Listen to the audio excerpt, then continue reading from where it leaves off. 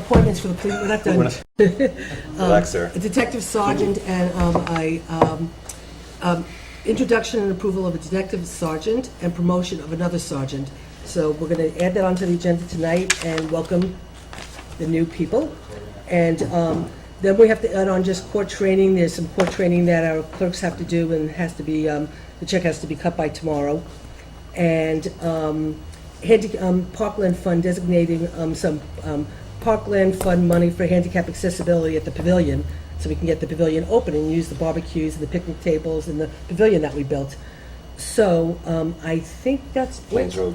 Oh, Plains Road, right, that's right. We're going to add Plains Road and the Dave water. Clauser's here somewhere. Dave Clauser, and we have people from Plains Road who are here, so we can add that to the agenda, which means that people from Plains Road, you don't have to necessarily speak during public input unless you want to, because you can speak with us during the conversation when we talk about it.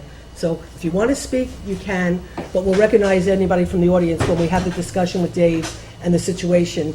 And so I just want you to know that you'll be able to be a part of the conversation with us. So can I have a motion to accept the agenda as amended? Second. All in favor? Aye. Aye. Motion so carried. Okay, public input. If you'd like to speak during public input, please go over there. And are we giving that microphone, or should we take one of these? Why don't we just take the microphone from Dan, and, They're better off sitting on the table. Matt, can okay, you you make want, that work? okay. Matt, can you make that work, that other one, that static one? Or? What? I don't have to be on top of this one, right? Okay, You just- thank you. Hi, I'm Josh Honig. I came here tonight, I just wanted to commend our board for staying united in our fight against Wilmerite. I attended the CSEA rally yesterday, and I was so proud to see our board members there and speaking, Susan and Kevin and Jeff and Ken Wishnick, our legislators Ken Wishnick and Hector Rodriguez, and it's very important that our community at this point stay united on this and support it. Not just our leaders. Our leaders are doing a phenomenal job of protecting this community, but the community itself has to stay on top of it because it's your taxes and it's, it's your property, and you need to be behind them like they're behind us. So again, there's a tape of the rally yesterday. It's going to be on Friday, Saturday, and Sunday between 5 and 6 o'clock on Channel 23. You might want to watch it so you can see how good our board is at defending our community. Thank you. Thanks, Josh. Would anybody else like to speak during public comment? If you just can come up here, say your name and...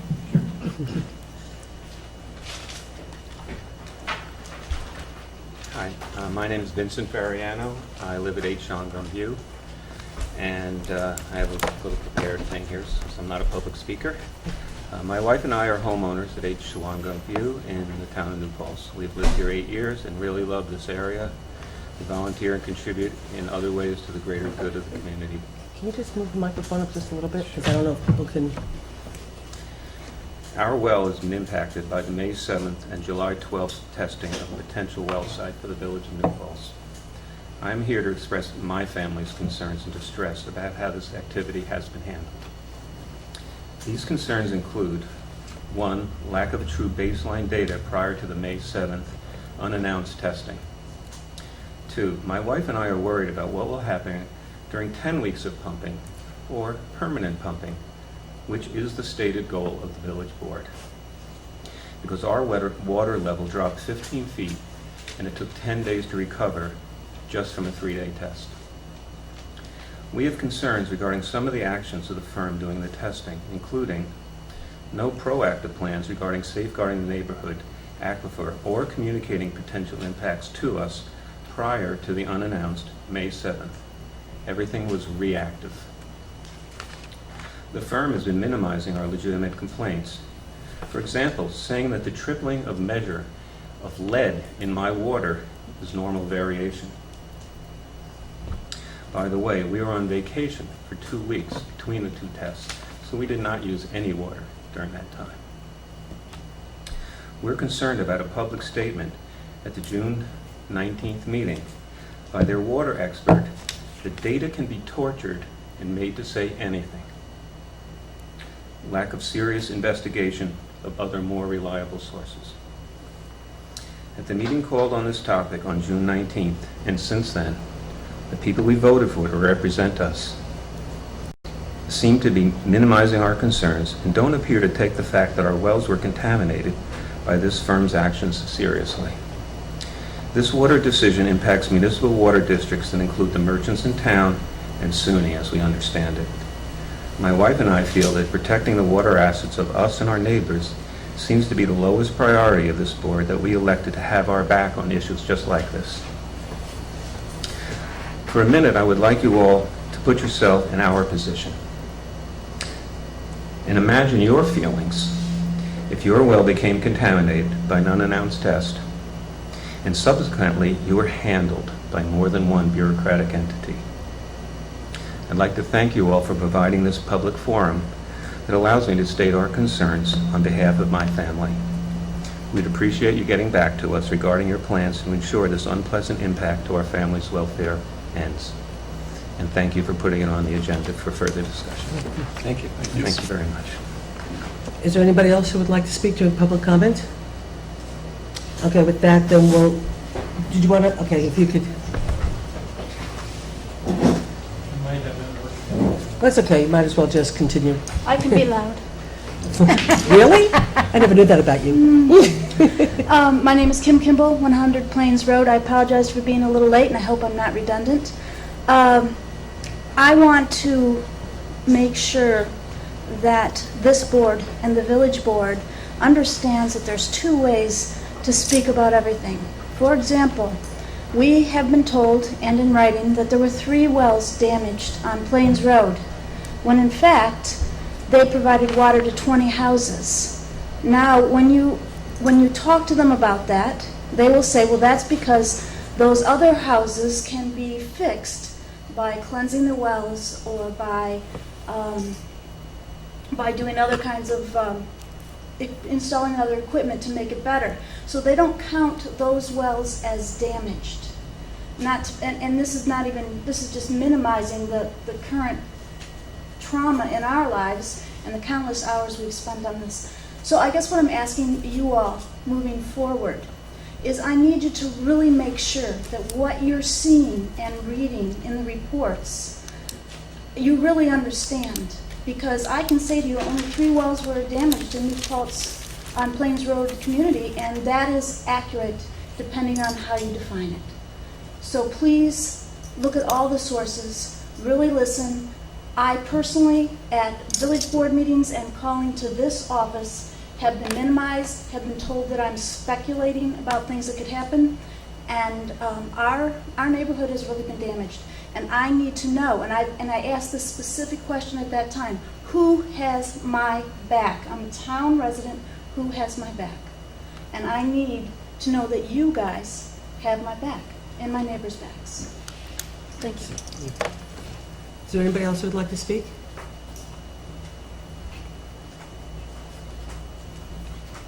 I am going to be pretty brief. That's okay. Hi, my name is Tammy Friedman. I live on Plains Road. My biggest complaint, besides not being told anything about the May testing, I did get a pre-test, and my water checked out beautiful with a well. I don't have any systems on my house. Perfect water, according to New York State. They did an after test after their July pumping of that well, and they did that testing the end of July. And I was drinking that water for a few weeks until I got a test back that told me my water is contaminated and that is not drinkable. And that is so unacceptable to find out 3 weeks later, when a test could take 24 to 48 hours for a contaminated well to come up and to allow people to be contaminated like that. I just think it's unbelievable. Not to mention mine is one of the wells that would be considered not a problem. Completely undrinkable water, unsaleable home, because when I bought my house, everything was perfectly working, well, perfect water, and now no one would buy a home where you can't drink the water. I don't want to drink from bottled water. No one would buy a house where you say, here's your bottled water. And one of my healers told me, taking a shower in coliform water is not healthy either. The skin does absorb bacteria. And this is just unacceptable. There's other sources of water. They're damaging our neighborhood, and thank you for listening. Thank you, Susan, and thank you for today at the protest. Oh, yesterday, thank you. Is there anybody else who would like to speak?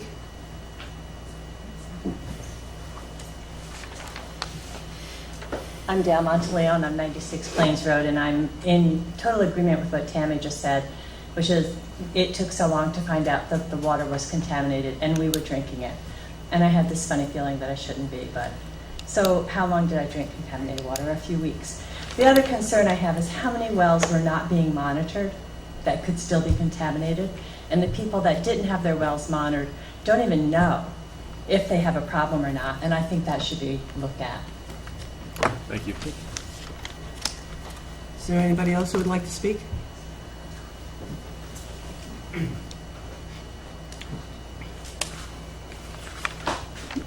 Hi, I'm Kevin White. I live at 2 Schwangunk View Drive. Currently, I cannot drink my water. My children can't drink the water. We can't bathe in it. I took a shower before coming here, which means that I have coliform on my body right now. It really grosses me out, freaks me out. I'm really upset about it. I've had many conversations with one of the owners of Klauser. I'm sorry. Chazen, thank you, Chazen and Company. And the comments have been dismissive. Essentially, I find that he has been dismissing any fact that doesn't fit into a larger pattern, that doesn't fit whatever goal or agenda he has. My well apparently tested positive in what they're calling the pre-test, but that pre-test actually happened many weeks after their initial drilling and pumping. So that my water, I believe, was contaminated well before what they're calling a pre-test. But because of that status, I am not apparently being availed bottled water even. And I think bottled water is a bit of a joke. How long am I going to drink bottled water? I don't know.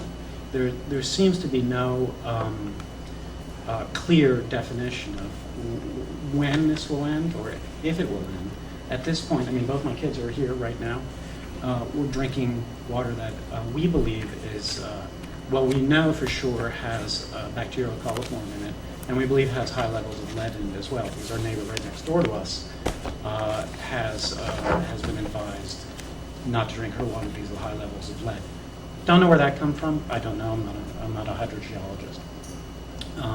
At this point, it's I'm shocked. I'm a fairly mild-mannered guy. I went to a meeting where there's a fairly powerful group that's being arranged on Plants Road at this point. There's a lot of people involved. Some people are like really intense and wild. Some people are very mellow, methodical, thoughtful, and they all come to the same conclusion. And for me, when I see something like that, I'm like, wow, something actually real is actually happening here. It was very validating for me to be at that meeting, because I was like, oh, I'm not just being like, loose or uptight. I allowed this company to come in and monitor our well because I believed in the goodwill of the company, and I believed in the goodwill of the intentions of both the village and the town. If they need water, great. If they need to tap it on Plains Road, that's okay. But it can't come at a cost that I can't drink my water. We bought our house, I don't know, 6-7 years ago. It was fine. Everything's fine. But at this point in time, I feel like we're at a loss. We're at total loss. There is no solution for me other than probably buying $4, $5, $6, $1,000 worth of filtration or UV systems. And I believe it came directly as a result of this drilling. Thank you. Thank you, Kevin. Would anybody else like to speak? The one in the back, yeah. Then you'll go, and then you'll go.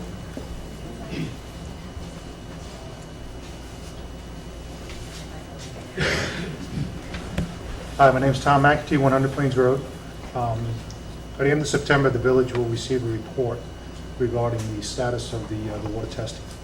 And when that report comes out, I'm hopeful that you all will receive it also. I understand that they will become the lead agency, if they ever do declare themselves lead agency during the secret process.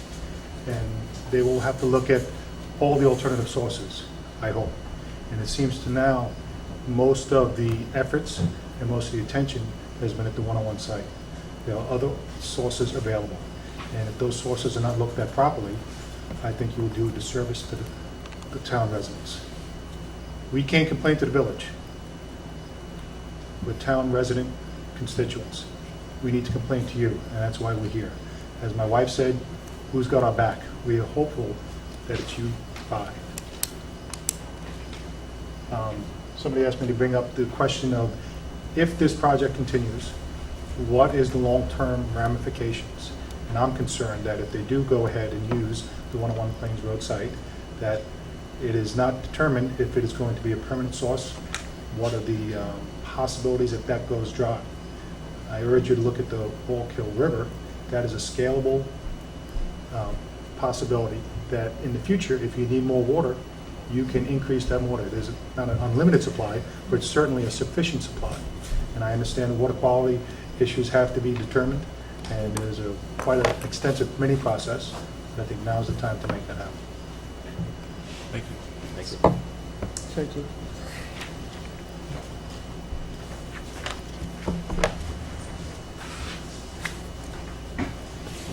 Hello, my name is Pamela St. John. I live at number 1 Shwangungfi Drive. I have a home off of Plains Road, and my well was also tested both before the drill test and after. My water was potable. The results of the drill test, of the pre-test, showed that my water was drinkable. After the drill test, my water was no longer potable. I was told that several weeks after the fact, so my family, my children were also drinking contaminated water for several weeks. I spoke with the hydrogeologist about the testing. Rather than reiterate a lot of the concerns that you've already heard, which I agree with, my concern is with the testing. I don't believe in single point measurements. I asked the hydrogeologist if my water could be tested multiple times. I feel that everyone in this community should have wells that are tested multiple times. I also would like measurements, not a negative or positive, which are being supplied to us. And I was told after taking several days to get back to me that this was not possible. So at this point, I'm drinking bottled water that Chazen is supplying. We are supposed to disinfect our wells. That means pour huge amounts of bleach down our well to disinfect it or kill the coliform in our wells. I am not looking forward to drinking bleached water. Again, I didn't buy my home to drink that type of water. So I'm urging you to help us with this. We are a fairly close-knit community, and we need the support of the town to help us with it. Thank you. Thank you.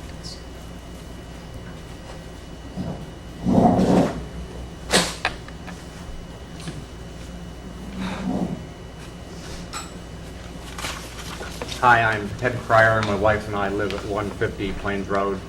And we got tests back after the July test, and our coliform count was high enough that our water was no longer drinkable. The tests that were done were like a pass-fail test, really no data. So we engaged a company from Dutchess County who does water quality testing, and we had them test our well. And our coliform count came back at 205 versus a standard of less than 1. We then went and treated our well ourselves with chlorine, etc., per the Board of Health directions, and then had it retested at Smith Environmental Labs over in Hyde Park, who I think Chazen also uses. And at that point, we had it down to 38. So we're still not clean. We can do that again, maybe, but we're totally on bottled water now. And we're looking forward to having our wells back the way they once were. And Jeff, I don't know if you've tested your well, but you're not far from us.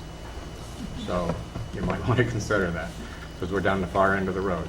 So I thank you for your time and appreciate your help and support. Thank you. Is there anybody else who would like to speak? Okay, so just announcements. I just got this, and I'm going to give it to you, Rosanna, for the record, on the back, though, because I was trying to save paper, so I did it double-sided. My note from Joe Schneider and myself and Carol Connolly about adding the detective sergeant, the stuff to the agenda is on the back, so it's, okay. But this is, if you can give this to, and I made copies for all the board members if you want, and I had to ask Dave about it. I just got it this morning from the DEC about Park Point, and it says, please be advised that your application for a DEC permit is complete and a technical review has commenced. Notice and the opportunity for public comment is required for this application. Enclosed is a notice of complete application for your project. Please have a notice published in the newspaper identified below once during the week of 8/25/2014 on any day, Monday through Friday. And it has to do with their sewer system. I think the applicant is pursuing to construct Park Point, New Paltz 726, goes on. D, the Article 17 State Pollutant Discharge Elimination System, their speedies, wastewater, sanitation, and so it talks about their permit for sewer, and then it goes on into their brownfield cleanup application. So I asked Dave about this, and Dave, you said this is a note that nothing's been done. Can you explain to the board and the public what this notice is from the DEC? Can you come up here? Sure.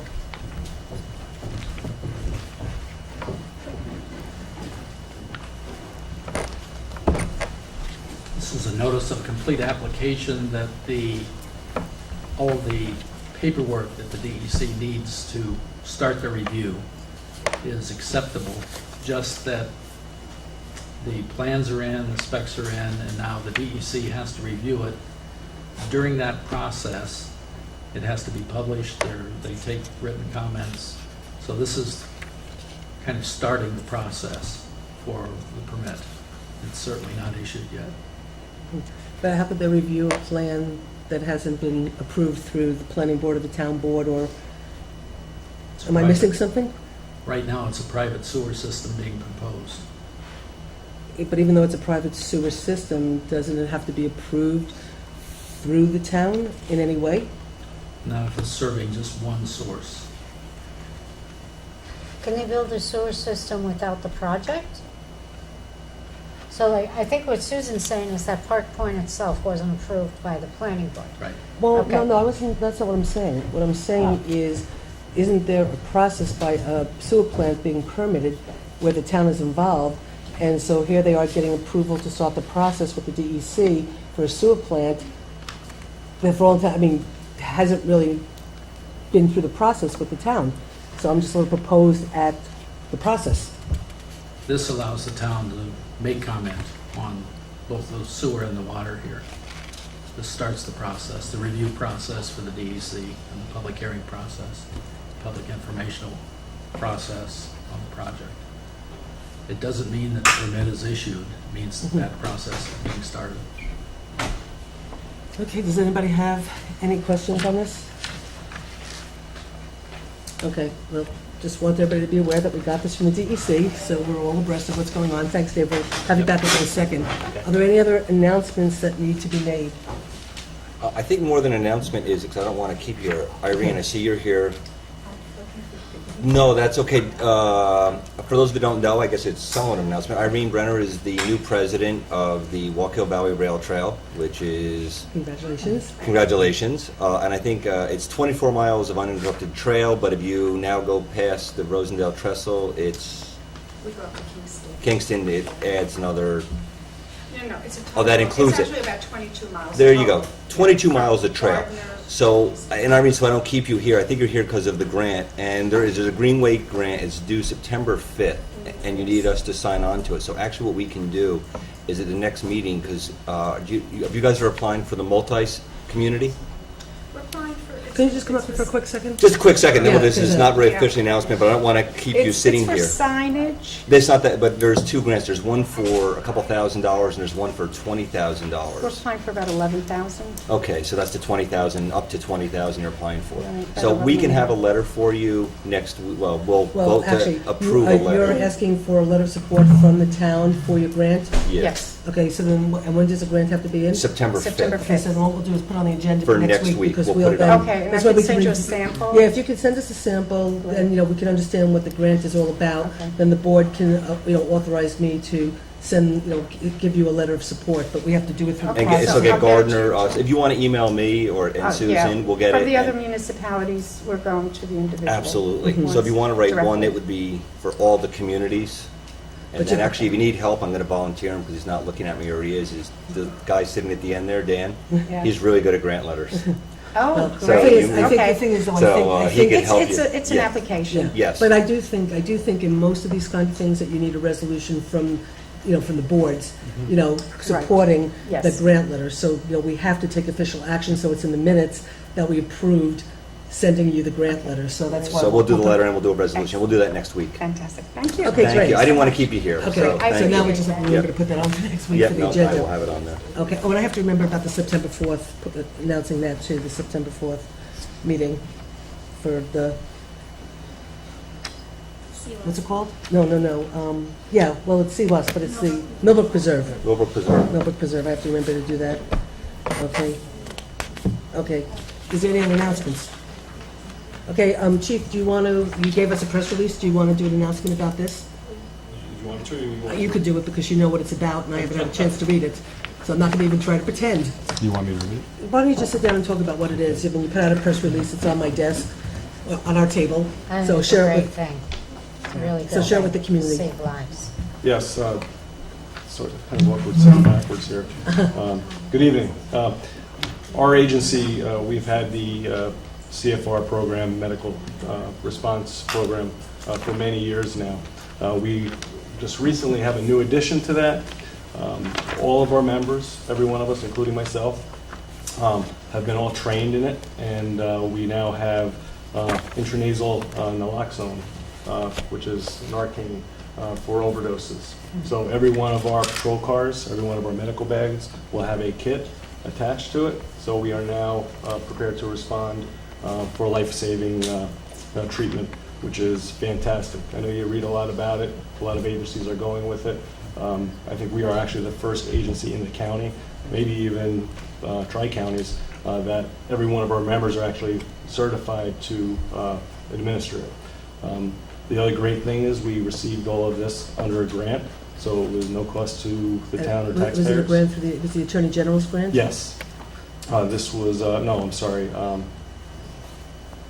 This was through BCJS grant, I believe. Because I know the Attorney General was giving out grants and giving No, out. it was the awards. Attorney General. Yeah, it was. Yes, I'm sorry, Okay, yes. yeah. Yeah. Yeah, he was the one who sort of took this on and was making sure that all communities were eligible to get this. Correct. And not only, like I said, not only is it just a few of us that were certified, during our recent department meeting training we had, we made sure that every member went through the training Great. and received the certification. So we're excited about that. We're going to have it out there. And also, we are under the medical guidance of Dr. Stutt, who has been our medical support person from the beginning when we started with CFR. So he was excited to get us all certified with this and do the training with us as well. Very excited. And one, CFR is Certified Certified First Responder. for which response for medical attendance to individuals. We usually are there because we're on the road all the time, there before the ambulance gets there. We have a great working relationship with the rescue squad, and we're going to continue to do that, and this is just another service that we're going to provide to our community. We were one of the first towns way back. that, 1999, I believe it was, or 98. No, it was 1998. It was 1998. Yep. And we became one of the first police departments in the state to have our police department trained to be certified first responders. Because like Chief Schneider said, a lot of times on an accident, our police are the first people that get there. And so they have to wait for the rescue squad. So they were trained to be able to take care of the person, to the best of their ability, and until the rescue squad there got there to take over. And so it really, in the moment, those critical moments in an accident that's life-threatening, our police have been trained, and it's now, 15, 16, 18 years. 18 years. So it's, and we were one of the first, so it's And great we that we're also- building on it. yeah, we all carry the AEDs in our cars as well. We've had many life savings over the last several years. And again, for our community, that's a great thing. AED defibrillators? Yes. Yeah, yeah. Just so people know. Yes, Yeah. defibrillator. Okay, great. So what we're going to do is, because the Plains Road conversation probably will possibly take a while, and we don't want to limit the conversation. So what we're going to do first, which is, why don't you invite up the people that you, and talk to Well, I us. think first we need to do the approval. Yes, let's do the approval Let's do the first. Yeah, Let's do- yeah. So let's do whatever you need us to do, and then Yeah, the swearing in. Yes, during the recent promotion to Lieutenant Rob Lucchese, it opened up a vacant position in the Detective Division as a sergeant. During one of the board meetings, and then again at the Police Commission meeting, it was approved to go forward to do the interviews and conduct them to get those positions replaced. So I'm happy to tell you that we've done all that. We've done some interviews, and we're here to present to the board tonight for approval to appoint.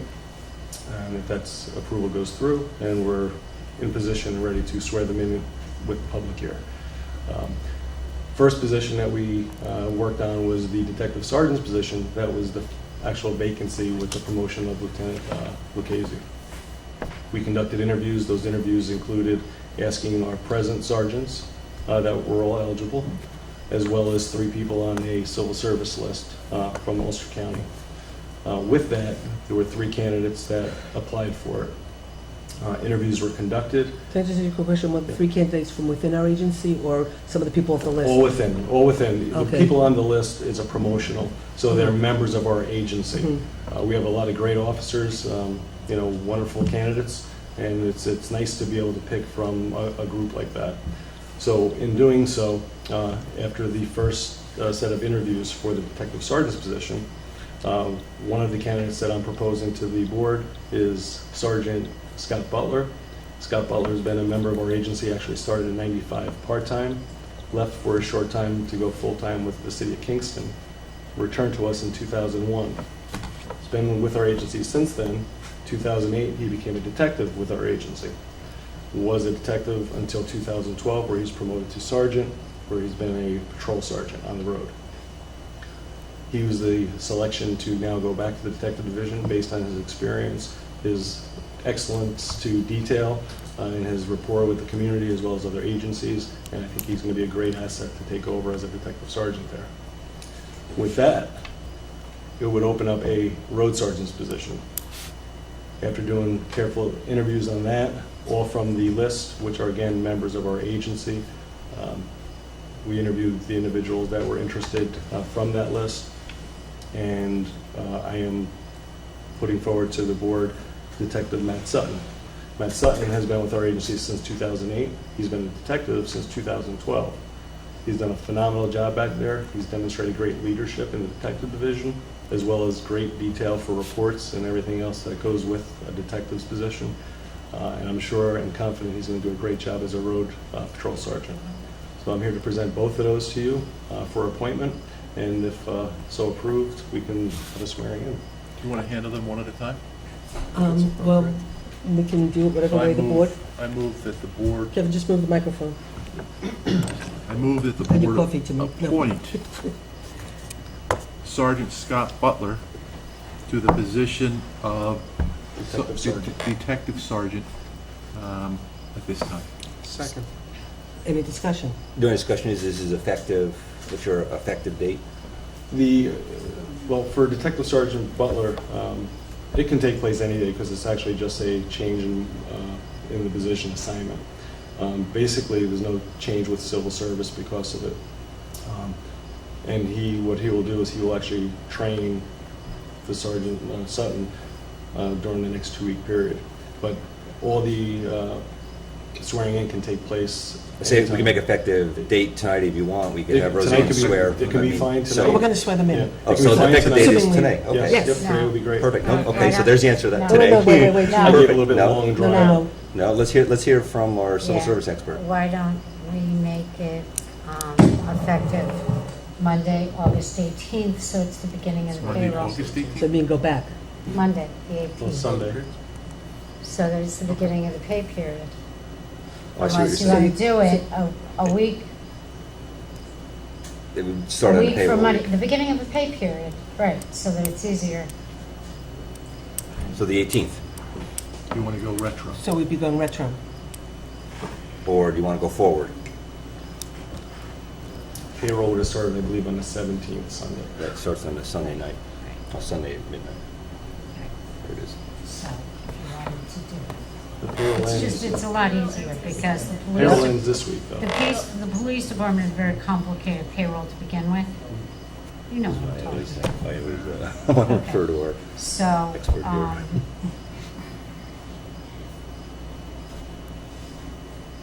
Could we swear in tonight? and We make can it swear him effective tonight, Yeah. that's about, yeah, we're gonna swear him We in. just swear them in Sunday's Sunday, new effective, payroll. yeah. Yeah, Sunday, the 24th Yes, is the new payroll. correct.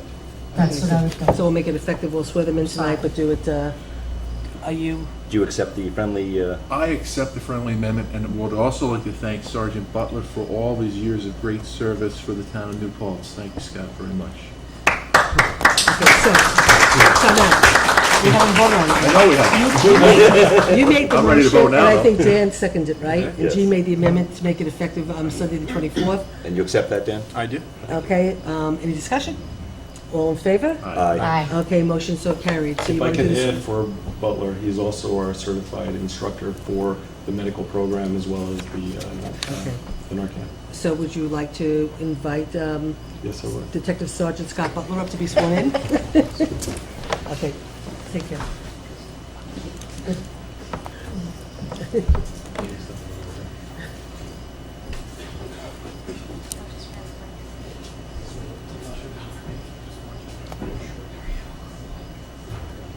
I did this last. Is he a little nervous? But hold it up higher because you can't hear Rosanna. Repeat after me. I Scott Butler, do solemnly swear do solemnly swear that I will support the Constitution of the United States that I will support the Constitution of the United States and the Constitution of the State of New York, and the Constitution of the State of New York, that I will faithfully discharge the duties of, and that I will faithfully discharge the duties of Detective Sergeant according to the best of my ability. according to the best of my ability.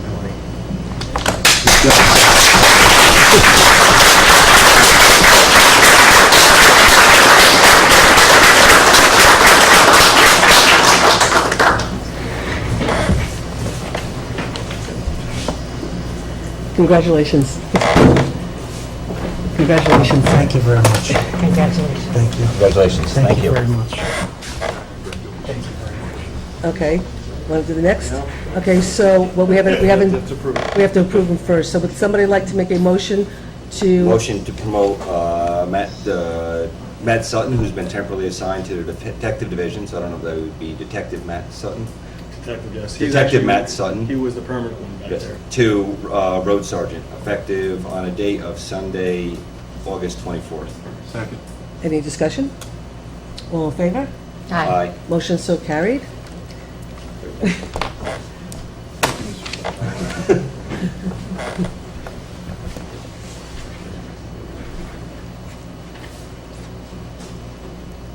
Please raise your right hand and repeat after me. Roseanne just got shorter.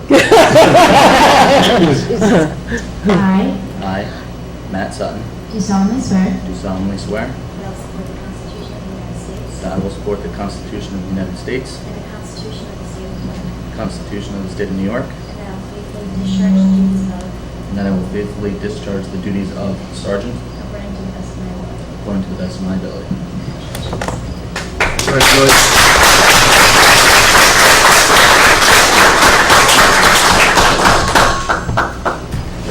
Congratulations. Congratulations. Congratulations. Congratulations, thank you very much. Supervisor, with that, we'll just have to sign this paper. Okay, sure. I'll get you a copy tomorrow before I know. Okay. All right, you better take it now. No, but I'm signing it. He's not giving it to me. No, Let her sign take it. it I'll with make you now. copies. Yeah, you I'm never- letting Lynn know the dates. Yeah, and you'll just bring in Good. So we're making the appointment for Sunday the 24th, right? Back to the 20. 24th, yes. So that's August 24, 2014. Okay, great. Okay, thank you. Okay. Okay, great. Okay, so now moving right along, why don't we get right into the, well, why don't we get right... Actually, if these guys want to Let's leave, so wanna they, just- yeah, if you guys yeah. want to leave, so thank you very much. Matt, thank We you don't need again. the police, we don't need you for the school district Yeah, contract, thank right? you. No, thank you. Congratulations, thank you. Bye-bye, congratulations, everybody. Congratulations, Sergeant. Thank you. If anyone from Plains Road, congratulations. Doesn't mean you can coach any less teams. You can't coach any less teams, just because you moved up. God, I realize so many If people anyone were here from for Plains that. Road Nothing wants to wrong with move up now, please, feel free. Thank you very much. I didn't realize so many people were here for that. Yeah, they were all... I have a great deal of questions for Dave. Sure. So I need Dave. If he's going to, that's why Dave's here. But we'll just wait for it to just quiet down for a second. Okay, so I think what we'll do is, Dave, we'll ask you to come up here. I know some board members have questions. Before we ask questions, I guess if you could just do a little history, because there does seem to be confusion. Well, at least, why don't you, since our board was really not involved at all since this sort of started, and a lot of information is new to some of the board members for the first time, can you just give a little history of when the testing started and where we're at now?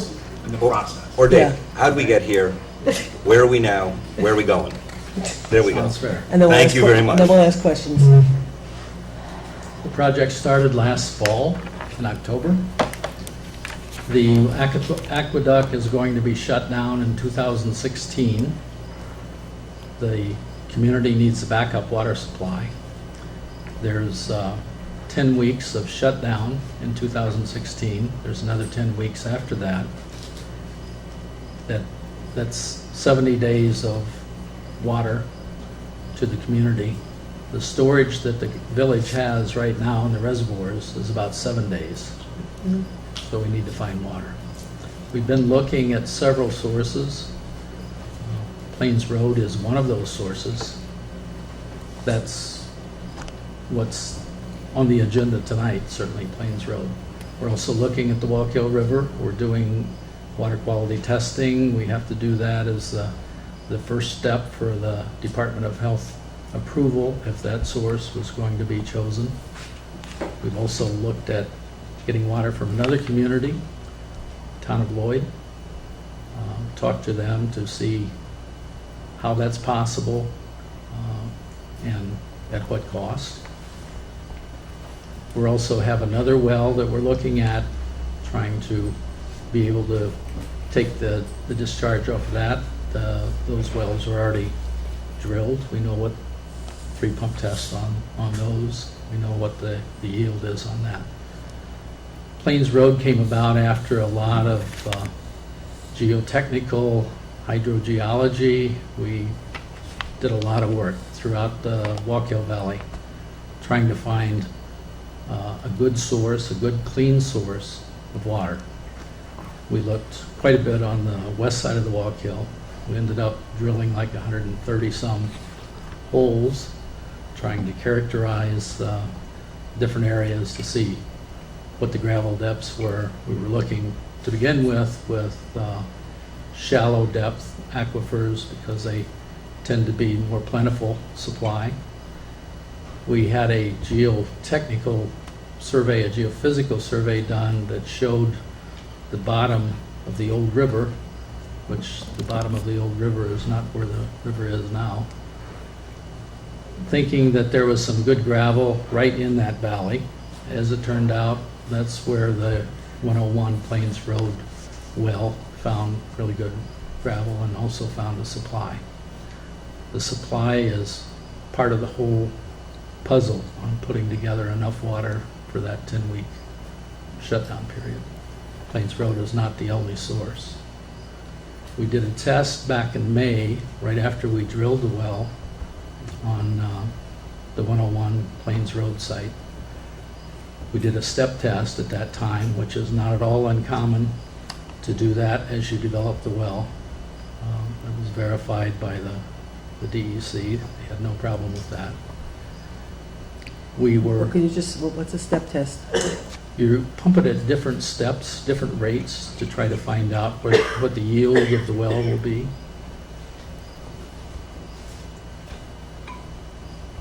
We did that test, and we found that there was a pump that was set above where we had drawn down during the pumping.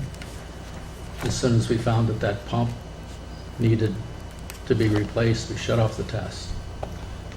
We stopped the test early, and we didn't expect the influence of the pumping to carry that far. So it was actually kind of a blessing in disguise. We knew that if we were going to pump that well in the future, we would have to be able to monitor other wells in the area to make sure that we didn't lose any pumps, that there wasn't an impact from the drawdown that would happen that would have pumps burn out. So we had a community meeting. This was back in the community center here back in early June, mid-June. We wanted to monitor wells in the neighborhood to be able to tell what the drawdown was, so we could be prepared if there was some that were going to need temporary water. We also were asked by the residents to do some water quality monitoring at that time. And so we did water quality monitoring of the wells that the residents permitted us to do. Usually for a pump test, you're really happy if you get 5 wells that you can check drawdown on. We got 56 wells, so we got quite a few. We did water quality monitoring according to the Department of Health sheet on what is typical of an individual well. We had those results. As soon as we got coliform test results back, which is as soon as they get to the lab, basically, within 24 hours, the lab calls if there's a coliform hit, and we tested for the presence of coliform. The lab calls us, and we call the residents individually. We wanted to protect the confidentiality of each resident, but we did inform them. Getting the paperwork of the lab results back took longer, unfortunately. So they were informed. Coliform is an indicator of bacteria. It's a group of bacteria. You check for coliform. If it's there, you go ahead and you check for E. coli bacteria, which that's a specific bacteria to the human digestive system. E. coli is not good stuff. Coliform, again, is bacteria. You can get coliform bacteria in a well if a spider gets under the well cap, dies, and drops in the well. I mean, it's not something that's uncommon at all.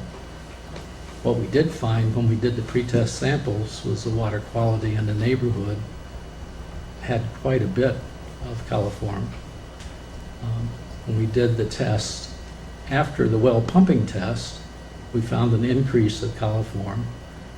We believe that that increase was probably caused by taking the well caps off and measuring depths.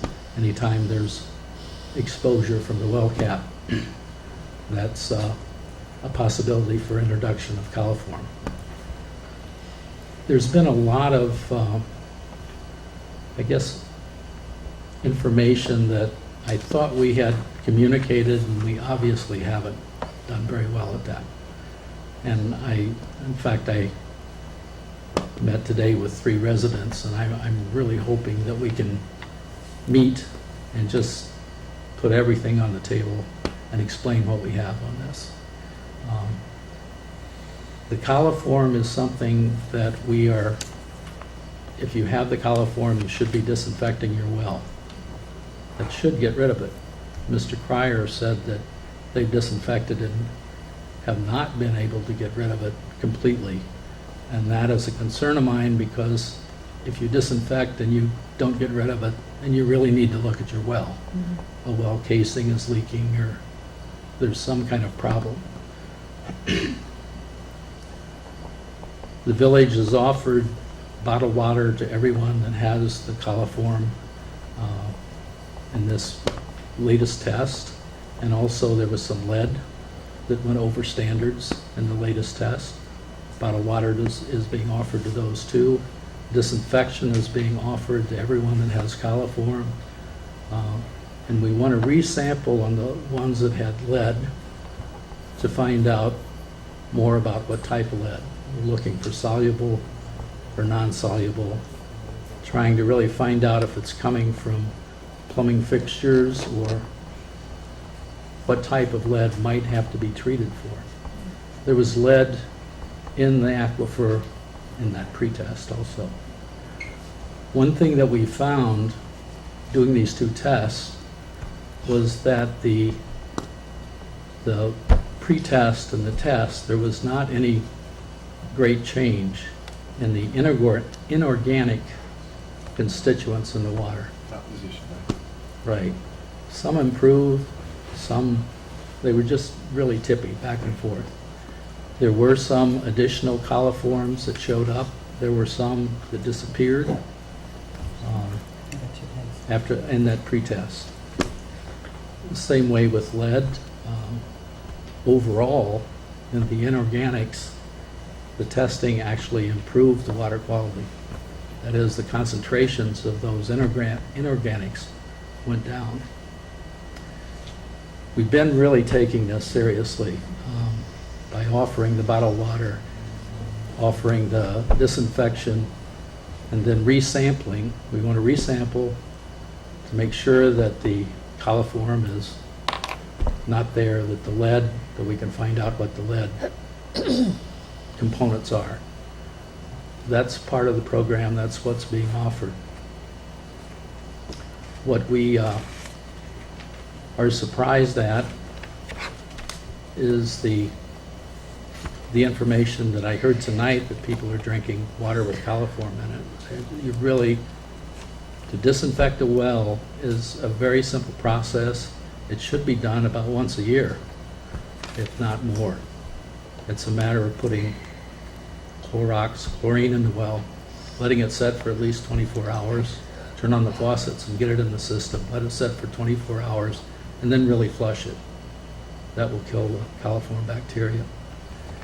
There were 5 cases of E. coli that we found in that pretest. There were 3 cases of E. coli in the after test.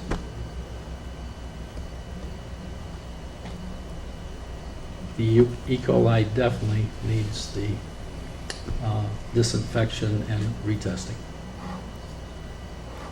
No one should be drinking coliform, no, especially if it has E. coli. Did you find E. coli in 101? No. Do you know which ones? I know you want to maintain the confidentiality. Like, are you able to communicate with the specific owners who have the E. coli? We have been. Okay. I just Specific wanted- owners Okay, only. I just wanted to make sure. Gene, I know you have a lot of questions. I want to, well, first of all, I want to just add Yeah, one more Okay, thing. Yeah. I'm sorry, Dave. Again, we're taking this very seriously. We met with the health department. We showed them everything that we've been doing on this. We showed them what we've been offering as far as bottled water, as far as disinfection and resampling, and they've agreed that this is the right way to go. This is a stepwise fashion of really finding out what the problem is and being able to deal with it. They don't see a health issue here.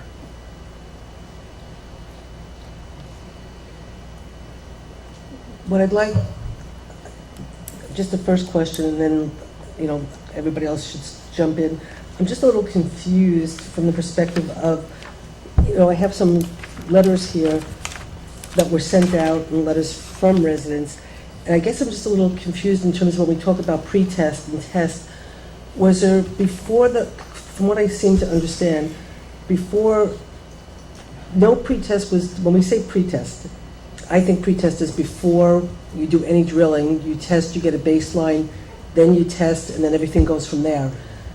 But from what I'm hearing, or at least reading, and maybe it's contradictory, so I'd like you to explain, I don't get the sense that there was any test done before the drilling started, and what we're talking about is a pre-test. I don't understand. So can you just clarify this for me? Sure. Because I'm really confused reading all the literature that I have in letters and... There was no monitoring, no water quality monitoring done on the residence wells at that first development of the first well and during the step test.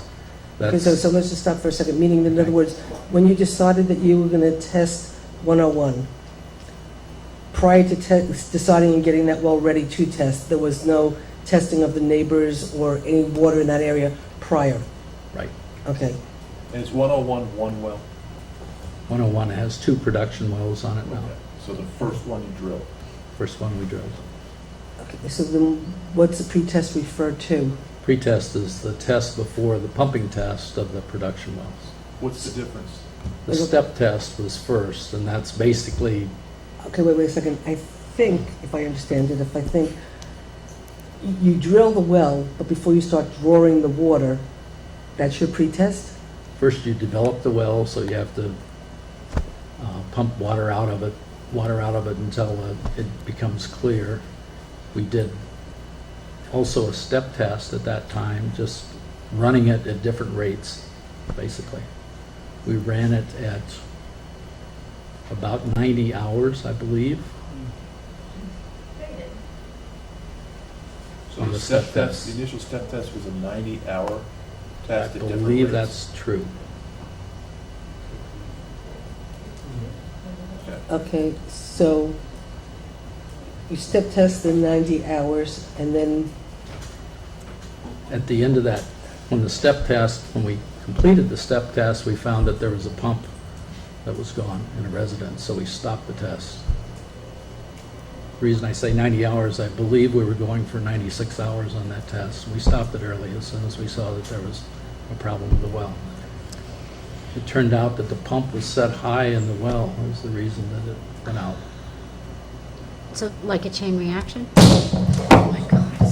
I'm sorry. So, like, but the well that went bad was not one of the 2. That was a residence well, or that? Okay, so it was That like a was 1,000 chain feet away reaction plus. of this 90-hour The activity. water level was drawn down to a point where the well pump burned out.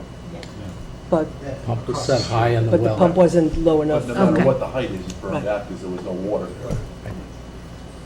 So I know it's like elementary, like, Gene's Water and Sewer 101, okay? For all of us. But like a chain reaction based on the activity that was going on the 2 wells on this 101 plains, created this other effect. So I'm not cause We and only effect. had the Right, first okay. well drilled at the time that we did the step test on that. The second well hadn't been drilled yet, Gene. Oh, so there was only one? Right. There was only one operating at the time that this And then, happened? Okay. they stopped it when that one well went, and even though they drew down the water, part of the problem was that Right, okay, so then, even though, right, so then, the village has hired Chazen to do this? I'm the principal on the project, and Chazen is our hydrogeological consultant. Oh, okay. So, the resident who lost their well, has that been replaced? The pump was replaced, and the village paid the cost for that Oh, pump good. replacement. Dave, how deep did you go? How deep did we go with The first drill? It's about 200 feet So you deep. went 200 feet and you did a step test off of that. Correct. When you drill a well 200 feet, how many feet of casing do you put in? We had about 175 feet of very dense clay above it, but we put in casing below that. We put in a screen at the gravel area, and we put the casing in along with that screen. So is the casing designed to give you a draw a reservoir of water to draw on? The casing is designed for the flow, that's correct. It's a wrapped, screened By cylinder. pumping the water out at the rate you pumped it out, it creates a pool beneath the casing, which you draw from, like a pool of water? You're drawing from the gravel column, Kevin. Right. And the cone of influence of a well pumping goes up. We didn't expect from the geology that we had that it would go that 1,000 feet away, and it did. That's when we stopped the test. Okay, so that well, so you stopped the test, then the village fixed that well, and then you started up again? When we had the meeting, we asked for permission to be able to monitor wells, knowing that if this one went, we wanted to be able to predict if there was a water drawdown for others. We put 4 properties on temporary water during the pump test. We put them on before the water level was drawn down to the pumps to make sure that the pumps wouldn't be damaged. When you say you were surprised by the distance that the drawdown affected, this caused an effective reaction, Right. does that somehow influence your determination of what the gross production potential is for this well? Most of the water from the production wells is drawing it out of the bottom of the old river, but is well, way below the wells on Plains Road. So then why did that drawdown affect property so far away? We found that the valley went up. We had the geology mapped. We knew it was going up, and it turns out that it was drawing the top part off of Plains Road. We had drawdowns. It's kind of like fingers that are going up into the Plains Road area. So We had drawdowns up to 45 feet on So that you final had test. drawdowns, and you're saying that's the lip of this source? So if the drawdown was 45 feet, how deep does it go to the bottom of the old valley of the river? You're saying this valley's filled with gravel? Not filled with gravel. There's about 25 feet of really good gravel right at the bottom. Above that is just really dense clay. So you're drawing from down below now, right? And it turns out that this thing has fingers that go up the side of the valley there, up to Plains Road. That was not indicated by our geophysical information. So after you took care of the problem with that one well, then you started testing again? We asked for permission to be able to monitor. We got the 56 homes that agreed to that. We set up kind of a little crisis center where we were monitoring 4 times a day to check the drawdowns of various wells, to be able to just map out where the drawdown was almost instantaneously, to be able to predict if there was going to be a problem with any other wells. So what does the pretest refer to? The pretest was the monitoring before the actual pumping test. And your drawdown, how did your drawdown relate to what the drawdown might be in the future? Was it a rate 3x, 4x, 1x? I can't tell you that at this time because we don't have that data assembled. I know we're working on it, and part of the issue is we have 50 different data points out there that we have to assimilate. Coliform bacteria, does it usually appear on the surface of water and not in the water itself? Usually, yes. Usually on the surface. So when But you it's- bleach the well, you should be killing all that coliform, right? When you reach which you well? When you bleach the bleach. well. Oh, the bleach, yes. It's supposed to kill. Unless there's something leaking into the casing, or unless the casing isn't set well. All right, in so the another rock well. question. If you're drawing water out of these wells on Plains Road, does that create a situation where water recovery comes from sources that didn't necessarily previously affect the recharge of the well? When you draw water out of a well, and water's gonna come back into the well from various places. So if you had a decent source of water underneath, and that source was never affected by a huge drawdown, would drawing down the water and drawing it out force water to come in from other places, carrying E. coli bacteria and things into a well? I can say that just looking at New Paltz's topography, everything on this side of the river is heading toward the river. The water is always moving toward the river. It's not static. When you pump, you're putting a straw in and you're taking more out at a certain place. That happens anytime you put a well in. So you could be accelerating some of that flow? You could. Flow would come toward the river, yes, but it comes toward the river Either way. either way. Now, E. coli doesn't live in the ground? E. coli is from a digestive. Right, but you wouldn't find Human that at around. the bottom, I wouldn't find that being pumped from the bottom of my well. It would be, E. coli would not come from 180 feet down. No. No. See, the E. coli can't come from, But once it gets into the well, it's in the well. Once it gets in the well, it's in the well. and then you, E. coli is often It from leaches septic from the system. septic system, usually, right? Right. which operate at what depth? They're very shallow. And then once you sanitize the well, how long does that last in your well? So, I don't know, let's just say I sanitized mine tomorrow, and I know I have 80 feet of water in my well. How long would that last, probably? Depends on the conditions, but the health department recommends at least once a year. And if you know that you're in an area that has high coliform, then they recommend that you do it more often. No, but the actual water in the column, so the actual amount of the amount of chlorine that's in there lasts how long? Like if I went and tested it a week later for chlorine. It flushes out pretty quick. You should flush it after you let it set Draw at it least down. 24 hours in your home Smell it. system.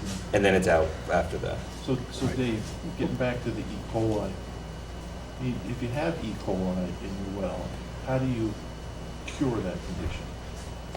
You try to disinfect it to begin with, and then you retest. Okay, so it comes back again. Then That you, tells you there's a source, and you have to identify the source. So let's say that you've identified the source as the septic. How do you solve the problem? if you have a well that's drilled to modern standards, it's drilled into rock, it's seated into rock, you should not have any leaks in the casing, and you're All right, so not going to have a leaks in problem. the casing would be one source, right? Right. And then having a shallow well could be another source, right? Having a shallow well is often, Now, the positive hits for E. coli, were they shallow wells or not? I don't know that. I don't know that. All right, so what I'm thinking is that we should develop this matrix, like a matrix, for solving the problem, where you have a series of solutions depending on where you fit in the matrix, design that and then implement that, and then help these people solve their problem. So if it involves maybe recasing a well or something like that, then maybe that's going to be in the matrix as well. Could be. Yep. One of the, just looking at the thing from Chazen that just got sent to us, well, actually, it didn't get sent to us. I don't know how I got a copy. Somebody must have sent it to me, because it was sent to the village board in Mayor West, so somebody must have forwarded this to me. Where it says approximately half of all the samples, 49%, tested positive for total chloroform bacteria before the well pumping testing. So I guess I want to understand, again, this before and after, because it confuses me a little bit. How do we know 49, when they say before the well pumping testing, before you started drawing? Or, I mean, I guess I just don't understand how you know that there's 49% tested positive before you started testing the well pumping. That was before we did the well pump test, where we had 2 wells being pumped. That was not before we did the step test. Okay, so after you did the step test, before you did the 2 Pump test. pump tests, test, we you did actually monitor. tested, you monitored it, and you Right. tested. And is that called the pretest? That's the pretest. So that's it. Finally! see, how long Oh, does it take? jeez! I Okay. apologize. Okay, so that's now, okay. Communications, sir. Okay, so the pre-test is you did you set it up, you pulled the water, blah, blah, blah, you did step testing, then you did, that's what you're considering your baseline pre-test. Then you did your second pump thing, and then you started pumping more, and then you did more testing after. Right. So in between that period, 49% tested positive for chloroform, and then after you did the second well, this increased about by 12 to 61%. That's a pretty big spread. How is that when you say it was 49%? It says Didn't you right say here. it was It says 49%? approximately half of the samples, 49%, tested positive for total chloroform bacteria Okay. before well pump testing. chloroform, It's coliform. I'm sorry, coliform. Okay, coliform bacteria before the well. You see here how I say barbecue. This is quite high, right, Kevin? Okay. After the test, this increased by 12% to 61% Okay, of the 54 samples collected so far. Dave, I have another question for Okay. okay. I got it. So, Is there any guarantee that drilling deeper for the Plains Road residents will solve the problem? If 101 is used for future water? If you have more of a water column, you have more to use. I mean, drilling deeper would be one of the solutions. Okay, so you would drill deeper, I think you'd have to test those wells too with a major drawdown. You would almost have to drill them deeper and then make sure they work deeper, wouldn't you? Well, you'd know how much yield you had in the well when you drilled it deeper. But if you had a major drawdown, that yield could differ. There's only so much drawdown that is going to happen from those production wells. It doesn't just keep going. If you're deep into the rock, you've got a water column that's not going to be. So there is a scientific way to ensure that they wouldn't be affected again. Right. Okay. one of the things, Dave, just trying to like really understand some of this stuff, reading things. One of the things I was told, I don't know if this is true, it's not true, I'm just asking a question, I'm not making an assumption or whatever, that because there was no coliform at the 101, but it was found. There was coliform there wasn't E. coli. No Oh. E. coli, right. Okay. Right. But coliform, it sounds, the way you explained it, and I'm not minimizing anything, but as compared to the E. coli, coliform sounds like dirt. If you It's lift much the lid of the well, Coliform, that Much it, worse. the E. coli Yeah, is, yeah. E. coli is much I know, worse. E. coli you don't want, I know. coliform is a group of bacteria. It occurs in digestive systems. It also, E. coli, No, coliform, oh, also occurs in the environment. It occurs in soil. Oh. You're looking for the presence of that bacteria. If you find the presence, then you test for E. coli. oh, That's the one you're really looking for because that's the one that you shouldn't be drinking water. okay, well, Coliform has some kind of bacteria in there. It's not specified that it's digestive bacteria. Oh. It's a bigger group. Now, one of the things I was told, whether it's true or not or whatever, that the coliform was not necessarily because of the testing of the well that created this. It's the testing that discovered it. So I don't know if A, that's a true statement, if the drilling did create this, and I think that's one of the questions you were trying to ask Kevin a while ago about the cause and effect of drilling down and water coming in from a different source that could then contaminate. So I think that's what you were trying to get at. So I guess you could try to answer that. But one of the things that I had heard, and I had also spoken to somebody today who's pretty much of an expert, in terms of this, that it might have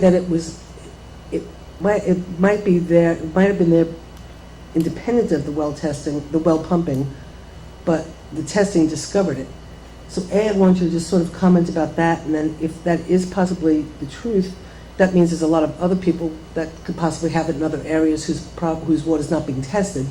So I guess in a way, this is probably a bigger issue as a whole that we need to address and talk about in of itself. which, might mean how do people get their wells tested so they know, and then how do we institute, things so people make sure. I mean, again, you don't know what you're drinking until somebody tests it and tells you, oh, Right. by the way, guess what, there's radon in your water, or mold in your building. Go ahead. We looked at the post-test and the pre-test samples, monitoring. We saw not a great change in the inorganics in this, which tells us that there wasn't much of an influence, if any. Some went more, some went less between the two testing periods. And seeing that, believe that any water quality issue that was there during those tests was there before those tests. That's one of the reasons we wanted to meet with the health department. That was our presumption. We wanted to see if they agreed with it, whether it was valid. They looked at the data that we had, and they agreed that coliform in this area is higher than normal, certainly. And when we say this area, the Plains Road area, Right. but how do we know if it extends beyond Plains Road? We don't know how far it extends. Unless you're individually having your well tested. That's right. Is that what you mean? Most people don't. Most Okay. people don't disinfect once a year. It's Okay. Now, so, like, the lead turned into a big thing, and could that be like a cause and effect thing as well? Like when we have a water main break in the village, like, you gotta run that water. You gotta run it until it's clear. So when these wells were pumping, could it have perhaps stirred up that the lead was generated in the wells? We saw the lead in the pre-test, and we saw the lead in the post-test. We talked to the health department about that. They were very surprised at the lead concentration. They said that the lead concentration in Ulster County, they have one particular area that they see it. Otherwise, they believe that the lead is in plumbing fixtures. Okay, so, but for the lead to have gone up in such a concentration, how do you think it got there? I can't tell you the concentrations that went up. Okay. Some of these just tipped over the drinking water standards. Okay. I don't think there was any big spikes that I know of. There was lead beforehand, there was lead after. Okay, I need you to clarify one thing for me, because I think I'm confused. When you first sat down, you said that you have 56 wells, but I don't think you have 56 wells at 101 Plains Road. I think that all combined, there's 56 wells that have been touched by this, and you have 2 wells on 101. 56 are the residence wells. 56 of the residence There are wells. 2 production Okay. wells. So if you have 2 production wells that they're not yours, they're the village. So the village has 2 production wells on 101. And do you think that they're sizably worth it for the 2 70-day periods that we need? And when did the village come to this decision that they would dig at 101 Plains Road? Because I thought initially, and this goes back, but I thought that there were known wells out in the flats. Is that right? Or somewhere else, other than not on Plains Road, because that was not what I heard when I was at the village, but there were other known wells. And so I'm a little confused as to why they would have started on something that might have been a new thing, when maybe you could have piggybacked onto something else and maybe saved a little money. There were some known private wells, but the They were private? yield was, Oh, okay. you'd have to spool so many together to be able to come up with the amount of water that's And you needed. run to the system too, would have been longer, We found that the treatment that was necessary too, on the ones that were shallow, was pretty excessive. And what's going on with the Wallkill River? Because the Wallkill River is treatable. We're doing sampling. Okay. That was our first step at the health department. We met with them back in January and said, what do you need on this? This is a Class B stream, and that's not usually something that they allow an intake in for Then you have drinking water. flooding issues can really. You have FEMA, you have the Corps of Engineers, you have lots of permits involved in that, certainly. But then, see, the flooding issue is why I would think that it would probably be an advantage to take it for those 2 70-day periods. And No, maybe, the flooding actually turns the Wallkill River into a leach field. oh, It's actually bad. Flooding's actually bad, very When bad. it's drinking water. I know, It- but it- 'cause what it does is no, I wash it. thought It- that if the water level was It actually lower. gets, no, it actually Yes, gets but I worse. thought yeah. if the water level was lower, it wouldn't flood. It's And actually, maybe yeah. Springtown Road residents might be in a better position. We're only talking about taking 1 million gallons a day, not a billion. Yeah. We're not talking about taking out that much. What's the fastest way to solve the problem? And when I say a fastest way, I'm talking about, and back to this idea of a matrix where you have a series of steps that you take right away, try to return these people to the place they were before this all started. We're in that process right now with the resampling that's being scheduled. We're going to be testing the wells again after they've been disinfected, and we're also looking for the type of lead that we found that tipped over the drinking So water. then what's your response going to be after that? You know what I mean? So there should be steps in a format, what the response would be and what the remediation would be. We will know what's necessary at that point, much closer than we do right now. But then, do these people know what that means to them in terms of drilling their well deeper, replacing the casing? Do they know what that might be? We could give them alternatives on that. It's going to really be individual, Kevin, as far as, there's some wells out there that are 15 feet deep. 15? There's some that are 200. It's really, So it's going to be, varies. you might have a matrix that you develop for the overall program, and then individuals, their situation will fit in differently depending on the we circumstances. really have to deal with it on an individual basis. Now, a 15-foot well, that's I'm guessing a hand dug, Yes. and I would be shocked that. A what? What'd you say? Hand dug, It's a dug well. dug with a Oh, shovel. hand dug well. And I would be shocked that that wasn't contaminated with anything, lots of things. We found quite a few. Hand dug wells can be pretty risky. Quite a few homes had treatment systems in it, Yeah. in the homes, knowing that there was an issue with water quality. So are the residents going to be happy with the response? You know, are they going to be, they just want their water back, right? Clean water? So as long as we can deliver clean water to them, is that going to solve the problem? I guess I wouldn't characterize the water in the Plains Road area as clean. I mean, before we started testing, I was surprised at the quality of it. I expected better. Right, but there's the problem we're going to have is there's not going to be any certainty as to the cause of that at this point, right? Otherwise, your pre-testing would have to be much more expansive. Let me say that the normal testing that's done for a production well is you do this Part 5 TCLP test that has 200 elements, I'm guessing, that's tested for everything you can imagine. That's the only testing for water quality that you do. You're trying to show that that production well has the quality and look at what needs to be treated on it. Normally, the testing of residents' wells is not part of that.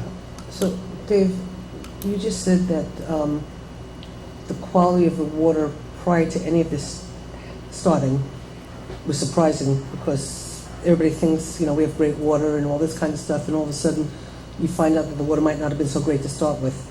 Right. And then you went and spoke with the Department of Health, but they haven't come in and basically said that there's a public health crisis and we need to hook people up to public water? I mean, They haven't said that, no. but if you're saying that the water wasn't that great before this started, how does one deal with that issue? We have to see what it is right now and see how we deal from it from here. Okay, so, I'm glad you, I was just gonna ask that if the overall feeling was that the Plains Road water wasn't all that great to begin with, why did anybody dig there? Nobody The knew. water that our main draw out of those production wells is in the channel of the old river. And the quality of that water is so much better than Oh, so their wells are not in the body of the old river, the wells are not, no. even though they're all basically in the same area? They're in the fingers. Oh, Certainly well, higher the in fingers, those. I remember the finger. so basically, the water. It's like the water- pre-test conversation. The water at 101 is really great, and everybody else's water is not. It's not as good. What? It's not as good. Sounds good. Okay, we'll go back to the audience in a second, but in the Chase & Company letter that got sent, I guess, to The village. The village, it says, when they talk about the coliform, where it talks about how they're going to deal with it, 11 homes that previously did not detect, blah, blah, blah. But it says, for any limited wells not responding to disinfection, we can move on to consider other remedial options, UV systems, etc., but only if the particular coliform issue appears to be the result of well testing. How do you determine how do you do determine that? that it was a result of well testing? I mean, how does that? I think we have to look at that on a case-by-case basis. I'm not sure at this point the best way to determine that, and that's one of the reasons that we met with the health department. Okay, so for the moment, when it says, as it appears to be the result of, but only in particular, who's going to make that decision? Chazen? You? Board of Health? Who's going Village. to? The village? I'm asking, not stating. No, I meant, well, we're asking Right. the question, I mean, We'll make a recommendation. The health department will certainly be weighing in on that. okay, and then where it says lead, it says, as you will see from the attached statistics, and I'm not going to profess to know what the statistics say, but it says many homes had some lead in their water before the test. How do you know that they had lead in their water before the test? Because you only measured it after the test. We're back to the pre-test and the post-test. I- elephant has come out. Mid-test. So, There was 32 that had lead on the pre-test. There was 37 that showed lead on the post-test. This is the sheet you don't have, Susan and Dally. This is well, I might have it. but I might have it, but if you expect me to read all this stuff, I'm sorry, I'd be getting paid as an engineer, not as a supervisor. Was there lead And in I'd be a lot happier. Was there lead in 101? No, no lead in one. The term pre-test is missing. Okay, just, do you have more questions for the moment? No. Any more questions for the moment? Okay, so what I'd like to do, and I'm just going to ask everybody, because I know this is really sensitive, it's your water, it's your life. We get it, we're probably drinking, water that's contaminated, we just don't know, so at least you're ahead of the game. But I'm going to open it up to let you say comments and ask questions. I just want you to be respectful, because we're trying to do what we can to answer this, and I just would ask for that courtesy, that's all. Go ahead. Yes. I don't know if you want to, only take the microphone because of the TV and the audience outside and stuff, so, or the audience watching. I just had a couple. I'm Chris Harper, 133 Plains Road. We still haven't gotten our post-test back yet. We've been in contact with the company for a couple of weeks now, waiting for the individual data on the post-test. But something that I have not heard mentioned tonight, that I just want to bring to everybody's attention, we keep on talking about lead. The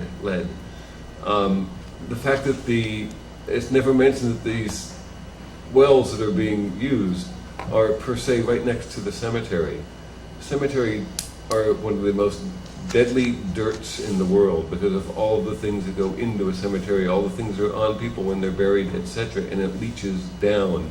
Also, the area where the well is, the sand pits, I remember many years ago when I was a wee boy that was our shooting range. was on that land, lead, lead, lead. So that's just I wanted to bring up about the lead and the fact that the cemetery is right adjacent to these wells, and that all of these things from hundreds of years of people decaying is going into the water. But, and thanks for bringing it up, but again, that goes to, that this stuff, that stuff existed independent of this testing. And so, in a way, I'm not gonna say that this well testing was a blessing, but in a way, to an extent, the fact that your water's now been tested and you guys have a clue of what might be going on, Right. at least now we can try to start to solve the problem. You might not have never known. Correct. But that's what I Yeah. just wanted to bring up, the point of Yeah. the wells being right next to a cemetery, and how much leaching happens in the cemetery. The dirt in the cemetery is supposed to be the most deadly dirt on the planet. And what are they? Well, the geology, though, if you remember, Chris, the geology is that these wells, like the ones at 101, are substantially below. There's huge, Right, but huge the rock. cemetery's got hundreds of years of decaying people in it. No, I agree with you, but we didn't find any dead people in what was pumped out of 101 yet, which is a good thing. But the goods that are on Right. them. No, I agree. And what they put you in before they bury you. Sorry, Chris, could I have your address again? I want to check on why you haven't got your results. Thank you, we've been calling and calling. Can you give Dave your address? 133. Okay, I know there was some other people who Chris had is right hands at up. that turn right before. I want to say there's 150 feet of clay cover over the Roars gravel too, which makes a great protection from cemeteries and shooting ranges, and that's one of the blessings of that. It was just a thought that came to mind. Yeah, no, thank you, Good. sure, No, thanks, absolutely. Chris. If you could just come so we can just, Jeff mentioned, brought up, was curious about hand-dug shallow wells. And the property at 146 Plains Road, which is right next door to us, I thought I'd mention that, 'cause I think it's interesting because we sold it to people who are now our next door neighbors in 2012. And prior to selling it, we had the water tested, and completely for organics and chemicals and coliform, E. coli, and it was 100% clean. The people who bought it as part of their home inspection also had it tested, so twice in 1 year, completely clean. They just got result tests that says they have high E. coli and they also have lead. And the well was never opened for monitoring because it has a concrete cap, and I helped them dig it up to find it, and he said, that's too heavy, leave it there. So it was never opened up, and they were gonna monitor it, but it was like, leave it. So it was never exposed to any outside elements, so that's kind of a pure example. I how just long wanted ago to did you, share. how long ago did you sell it and they did the tests? 2012. So it's fairly recent, and it makes a good case study, so to speak. So I just wanted to Is share it, can that. you, That does. is there any explanation Yeah, for no. that? No, No, I that's fine. But need to I- check on that. But what Okay. number? What was the number, I what's the cloned number? it. It's 146. It's the white trailer property. And have you provided? That's right up with the road your from test Dave. results from before? No, we haven't, because we just had that. The independent test results we got last week through Smith Labs was just last, I think it was Wednesday we got. So, fairly recent. Thank you very much. Okay, thanks.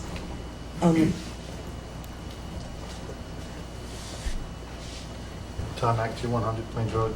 This is probably another question for Dave, because Dave and I discussed this issue, but earlier it was referred to a temporary source of water. And I'm curious for the board members to let us know what they know of the use of the 101 or any other alternative water sources, whether or not this is a temporary solution or a permanent solution. In other words, does the village and the town seek a permanent water source, or is this just a temporary water source during the aqueduct shutdown? It's a good question. And I've been asking that for months. Okay, so I'll try to answer it for you. We are just starting the process of trying to figure out what's going to happen between the town and the village. I think there's been one meeting so far between town and village officials about what's going to happen, and there's no concrete plan yet. It's just starting. So that's the truth. That's the answer. It's likely that something could develop where it's a permanent source to supplement in the future. It's possible. So that's something that would be considered. Any other board members, anything to add? Go ahead. Even when the aqueduct opens again? Well, for example, let's say the Plains Road issue is a big issue. Then maybe this 101 becomes the water source for a water district that services Plains Road. Who knows?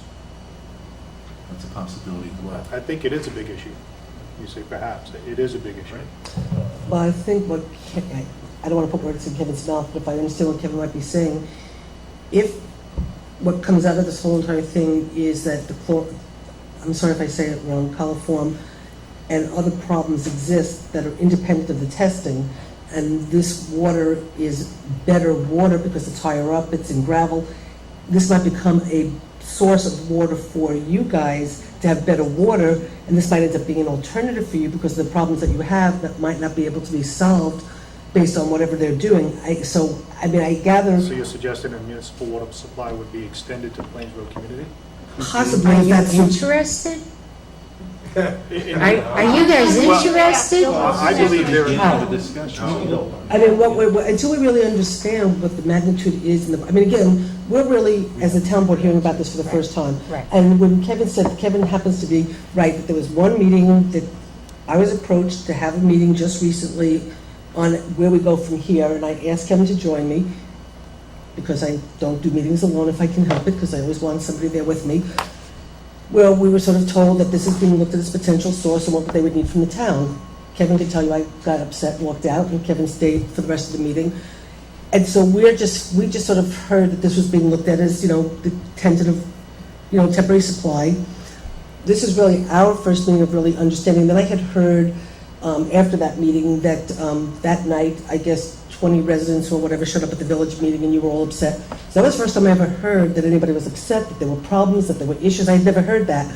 And so we sort of called, Kevin and I called Dave, we sort of tried to get an understanding of what's going on, and you guys came tonight. So this is sort of really the first time we're being sort of educated to what's really going on so we can understand the problems, the issues, and then try to work with you to figure out the solutions. So at the end of the day, if we find out that your water is problematic and maybe we have to figure out if there's other problems in the town and this water is a better source and there's a way for the town to help create this as a supply for you, we should keep that option open. So as a town, we have to develop our municipal sources of water for town residents, so we're looking to try to do that. This board is trying to do that. So it's a process, and we're certainly on it right now. And what's nice about it is the 2016 cutoff is a nice catalyst to get all this stuff done sooner rather than later. Usually with towns, things never get done, so we're gonna get this done, all right? But it seems as if the impending shutdown also is limiting some of their options. I hear that the permitting process for using the Walker River is so extensive that it may come to the point where we have to not use that option because we would not have it completed in time. Well, perhaps we need more reservoir capacity, perhaps we need other wells. I mean, there's a lot of things that we have to look at to ensure that we can deliver good water to you people and other people in the community. So we're looking to try to do that. At a village meeting the other night, Jason West suggested that if we wanted to tap into a municipal water supply, we'd have to come up with the money. We'd have to chip in. You have to also realize there's a lot of sensitive issues here. Town resident, I'm just going to give you one. This is something we're trying you to didn't say work that on. annex, that's a good thing. Town residents pay 150% of the cost of water that village residents pay. So as part of this process from the very beginning, we were trying to identify the available sources of water based upon Dave's testing, and then try to figure out how we can provide a community water system that takes care of everybody, maybe at the same rate. That's still our goal. So you probably could tap in to a municipal water supply from the village if it's available, if it could be run to you, but you might be paying at a rate that's different than you. So I think, and what Kevin's saying, again, we just started talking about, and living on Plains Road too, being on a private well has its ups and its downs. My downs are my well pretty much every year, a couple times a year, gets filled with sulfur, and also I have high turbidity in it. My well, I believe my well dead ends in clay. So it's not the best of cases, and actually my neighbor's well has tested positive for coliform, or you could actually call them gram-negative non-spore forming bacteria if you You can want call to. it that. If you want to call it instead of, you can't say coliform, Okay. gram-negative, Gram-negative. yeah, gram-negative non-spore Gram-negative forming non-spore forming bacteria. There you go. So I think the thing is, though, is Kevin's bringing up a very valid point, and we wouldn't do anything. So please don't let the village board speak for this board, nor please anyone. Don't let a engineering firm speak for this board. The town has an engineer, it's Dave Clauser, and if he's not responsive, please let us know, let Susan's office know. I've never found Dave not responsive, but if he's not, please let our office know, and we will absolutely find out what's going on. But maybe there is something. We have a lot of non-conforming lots on Plains Road, and having a water source for the Plains Road residents is maybe something we should look into. I'm not saying that we're going to be wanting to pump that at a high rate, but maybe we should form a water district for part of it. It'll probably never go out as far as my house. It would go to obviously 100, but there's a lot of non-conforming lots that could very well have, and right down the road is a little neighborhood down there on Woodland. Those are very small lots with very tight septics and very tight wells, and I think being offered water may be something they would be interested in. But again, maybe not. I want to go back to your But I think you have a comment. very interesting comment, and we would just say we would not do any of that without first many discussions and budgeting. Right now, we have the advantage, all of this is being funded by the DEP. So right now, we have a very great advantage to us, which is there is a clock ticking, which right now is our friend, and also the funding for this, and again, I will say thank you to Susan. Susan's contacts in the state and the DEP got them up here talking within 6 months of her coming in office, when the village had been talking about this for almost 2 years or 3 years. We knew this shut-off was coming, and there wasn't a lot going on. So, we're 150 holes into this study or more, close. So, I'm sorry, The Susan. thing that, just going back to your point about the fact that if you were going to need municipal water, you were going to have to pay for it, over our dead body. Okay. Let's remember that right now you're in the town, and to get town water to the village needs town approval.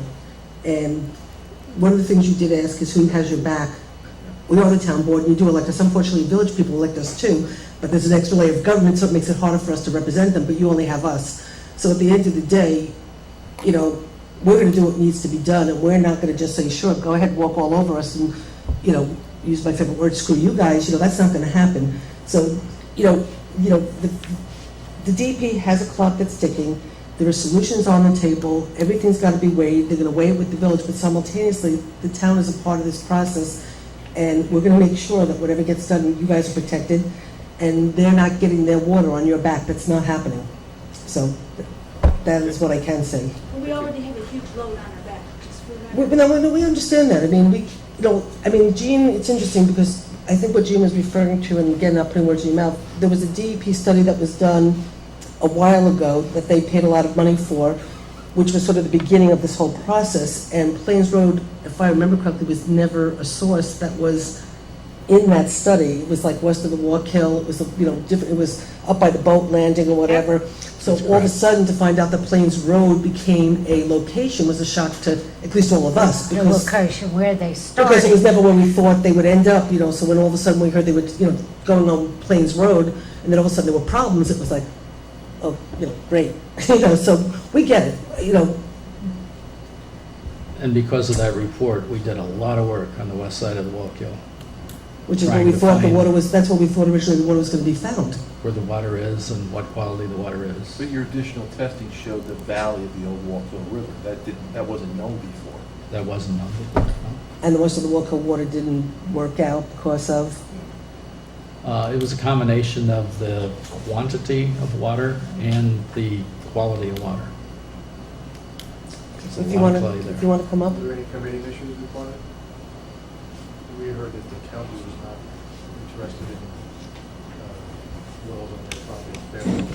We ended up, Okay, if you can do me a favor, Dave, just repeat the question because it wasn't on the microphone. sure. It was a question about why we weren't back at the county property. That property was drilled, and we drilled on each side of it looking. Is that by the for county water. fairgrounds? Yes. And? We drilled a lot of holes and didn't find anything that was worth investing in a well in, basically. So it's not that the county said, we don't want you to do it and get the hell out of here. It just wasn't productive. That had been drilled before. We wanted to find out if there was any kind of pattern there that going north, we were going to find more water, or, so we did drill quite a bit. We also went south, actually went into Gardner But no more. drilling, no water. I'm sorry, go Not ahead. what we If you can want. just use the microphone. Yes, I want to correct some information since my pretest had coliforms. I was not called. It was an email. And if I hadn't checked my email, I would not have known. So that was that. I want to correct that. Okay, can I just ask, Dave, So do you know Dave what gets is, that, do you know yeah, what 'cause is? that's not Dave Full. Do you know what the address is and? I know I've I did need call back. corresponded with Vince before. Plenty. They emails. may, actually, I believe they went out in emails. The folks that we knew didn't use emails, we mailed the reports to them. Some were even hand-delivered. But I think what. Coliform notification, which was instant. Again, I saw the report, it was, yes, within 24 hours, but the email was sent that day was not a phone call saying you have coliforms in your well. So I'm just correcting that. Okay. Second of The all, phone call, if I can just stop, the phone call was from the lab to Chazen. And Oh, they okay. used email to be able to, Okay, because I did understand it too, that it sounded to us like phone calls were made to every single person to let them know.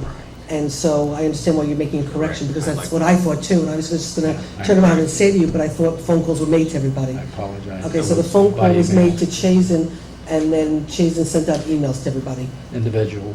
emails to people. Okay, because I heard the same thing. and I just want to point Just, out, if you use the microphone. just want to point out what I was kind of implying earlier, that the information is kind of spotty. Took you a lot of questioning. Some very caring people were concerned about this, thank you very much, to find out that pre doesn't mean pre, it means middle. And I'm a scientist, I'm an engineer. You take your measurements before you mess with everything. We all live on this planet, we know everything is connected. Everything underground is connected, in the air, etc. We know this. Drawing down 90 hours of pumping before you tell anybody, you stop the test when our neighbors who have infants, pump burned out. Can you imagine the terror in their life? There's no water. We have a newborn. Right? Nobody knew. I didn't find out about that. There was some guy idling in our street. I'm like, can I help you? Yeah, do you know how deep your well is? I'm like, what are you talking about? Oh yeah, we're digging this well over there, and we want some information. I'm a field job. I was hired. I'm a subcontractor. It wasn't Chazen. It was some other company. I'm here. I'm out here. He was idling for an hour till someone goes, "What's going on?" So this is the sort of communication the neighborhood got. I want this clarified. Thank you for uncovering on the public record that they messed up the water before they did their test. So you heard people tell you that they were clean, and now they're not clean. So there's no baseline. So stop calling it a pre-test. It's a middle test after we mess things up. Can we get that clarified? Yeah.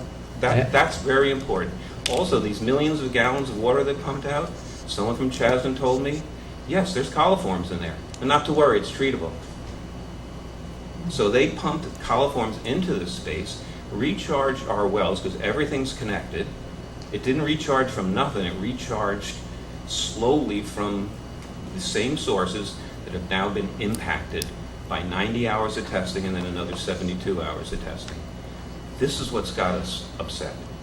We're dancing around, we're wording things in a way that sound like we did the right thing when we didn't.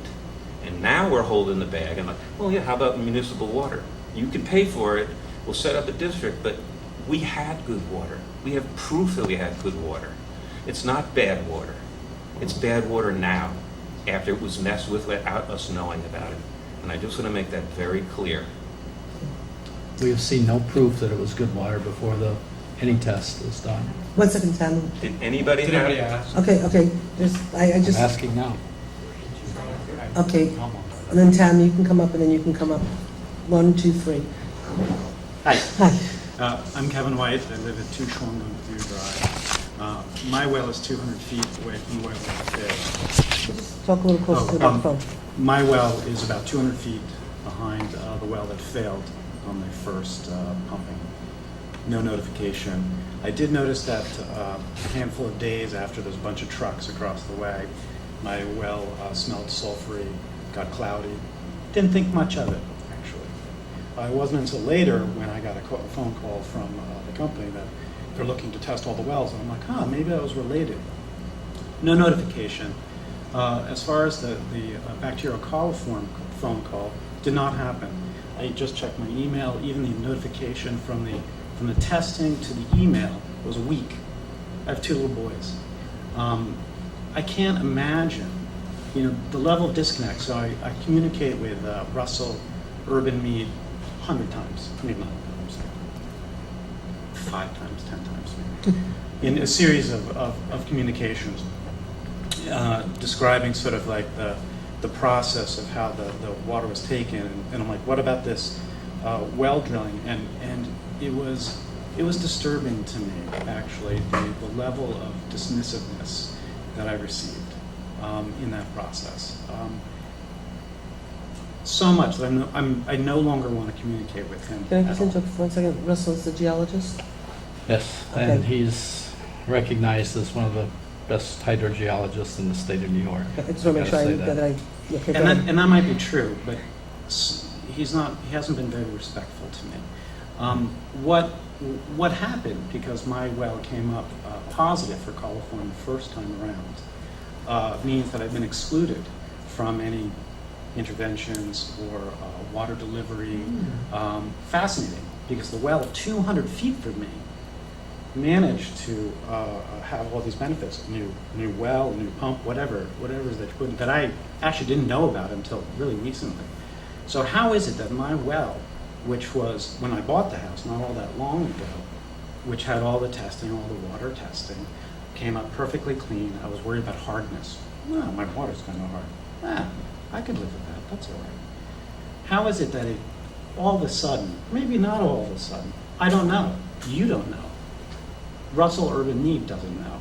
But now that it came up in your mid-test, post, I don't know how many tens of thousands of gallons that you pumped out of the well in the May pumping, I really don't know. But I know it's enough to ruin my neighbor's well 200 feet away.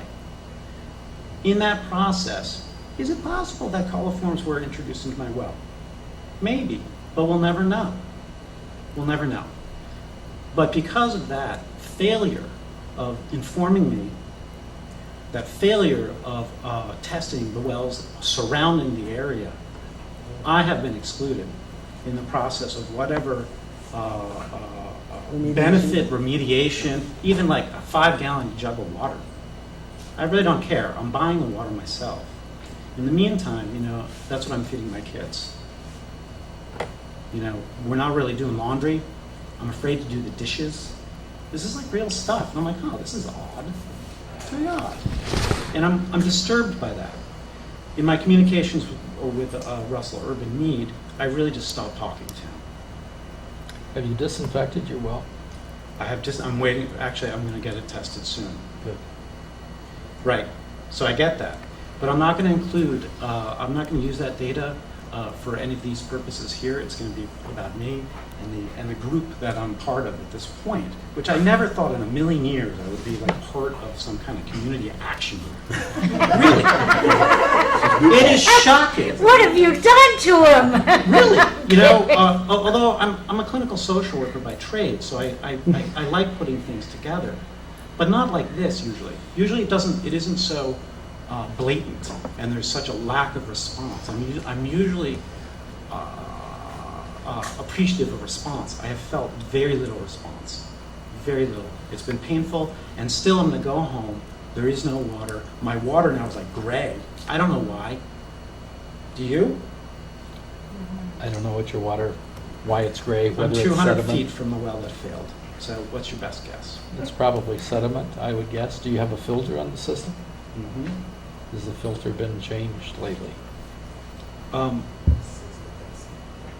Since the test, I almost don't want to answer it. That's okay, that's fine.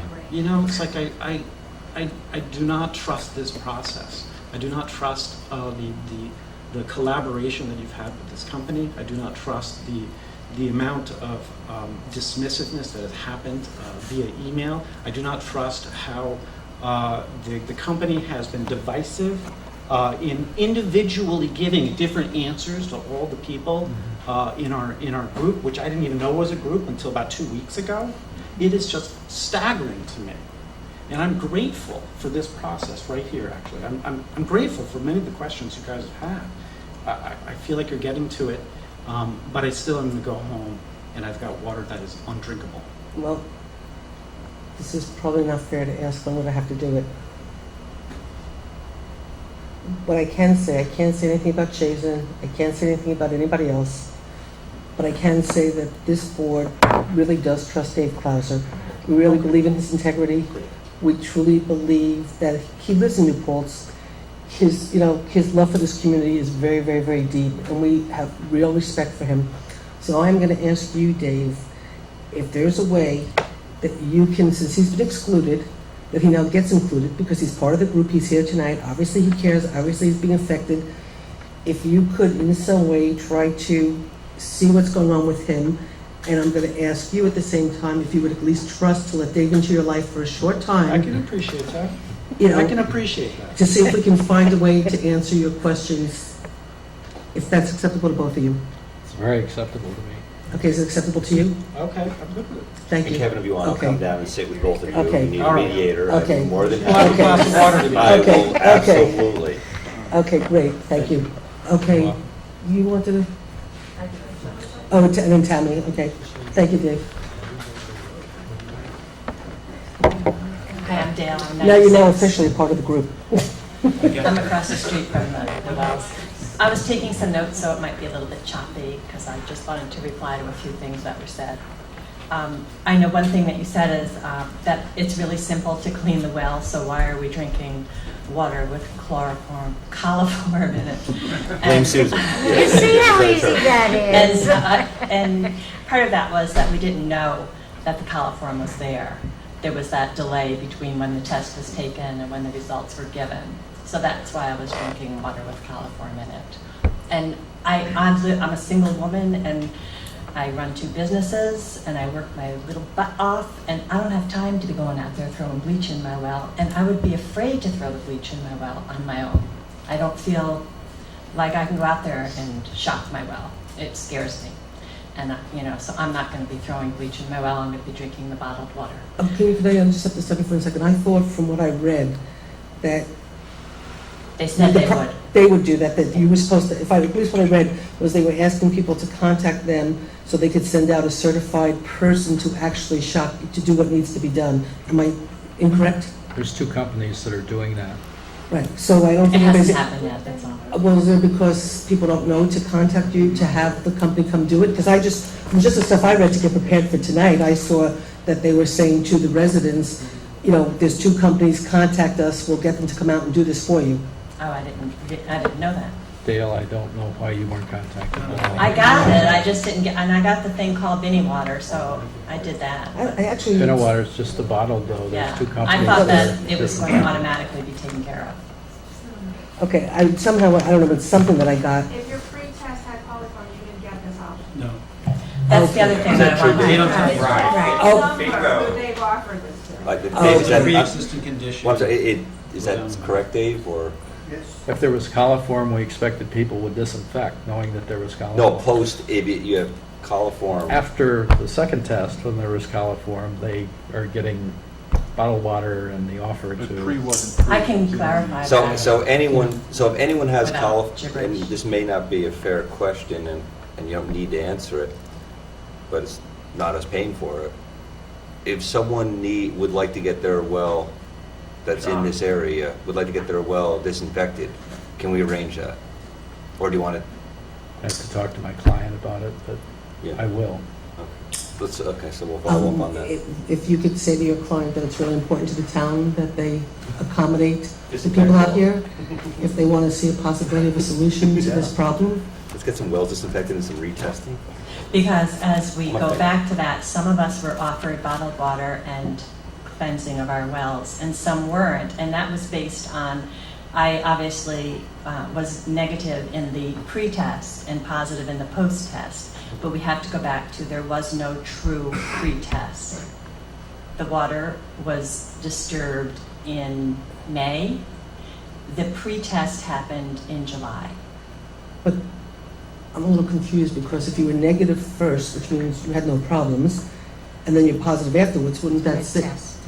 But regardless, if you're So that negative, means that I qualify. that's what it sounds like to me. Right, That's what I'm just trying but to there say. are Well, let's see what No, I Dave know, but has to she do. wasn't There are contacted people because who do not qualify because they showed up that they had coliform in their water in the pre-test, which wasn't a Okay, pre-test. but I understand. But even you, who is negative and then positive, even you were not contacted because you didn't qualify. No, I qualified. Okay, I was contacted, it just wasn't right away. okay. But you still didn't know that you didn't have to. That I didn't You didn't realize that that I had you to should- make you the should let them contact. I know thought and let them come out and do it automatically for somebody was you. going to come So and clean Dave- my well. Okay. That's what I've been waiting for. Okay. Was there a different measurement tolerance in the second test versus the first test? So her first test comes back negative. We just tested for whether the presence of coliform was there in both tests. So there was no threshold to measure presence or not presence, right? It was just pass or fail, basically. Okay. If it was In a the- fail, we went right to the E. coli to see if there was E. coli there. Okay, so go ahead. You have more now. After the first test, I did notice there was a lot of turbidity in my water and a higher sulfur smell. And after the second test, the sulfur was very high. I haven't changed my filter again the second time, but if I try to do hand wash, it's gray water. So I know that that has to be changed, but I had just changed it a month ago because my water was really disgusting after the first test. They added a second well at the site, and I have no idea, I'm not a hydrogeologist, but I'm wondering, could there be another aquifer? Like, what are we pulling from underground? Could it be that maybe some people were affected during the first secret test because they only had the one well, and then when they added the second one, could it have drawn from other areas and affected people further up the road? That's for him, not us. The answer is no on that. We had Okay. monitor wells in the area that we were checking the depth all through that. The second well, we had 4 other monitor wells on that property to be able to gauge to see that they were drawing down an equal amount. Okay, and then one of my last concerns is, I do wonder, can an aquifer be destroyed if you abuse it in a way where you're pulling too much water from it and there are too many people trying to draw from the same aquifer? Can you deplete it? And then will the village nor the residents of Plains Road have water? The pumping test tries to determine what the long-term yield is, where you can keep pumping at some rate where you won't deplete the aquifer. That's the pumping test rationale. And you think that you have the result of that? We have results. We're not all the way through our results because of our 50-some data points besides the pumping wells. And then another concern I have is, my well was going down 20 feet a day during this test, which I was concerned about. I have a really deep well, so I wasn't too worried. I was grateful for that. But 20 feet a day was a lot, I thought. And then when the aquifer replenishes, it draws water from different areas. I know there's a lot of Martinsburg shale. I think that it's been said that that could be where some of the sulfur is coming from. So they stopped the pump, and my water is starting to clear up. The sulfur smell is abating a bit. I'm wondering if they were to continue pumping, and it is continuing to replenish, will we continue to bring contaminants into our water supply? I can only say that we do have data. The sulfur is one piece of it that we're not certain of yet, but we're working on that also. We just don't have the final result of the data at this point. I think that's all. Thanks very much. Tammy?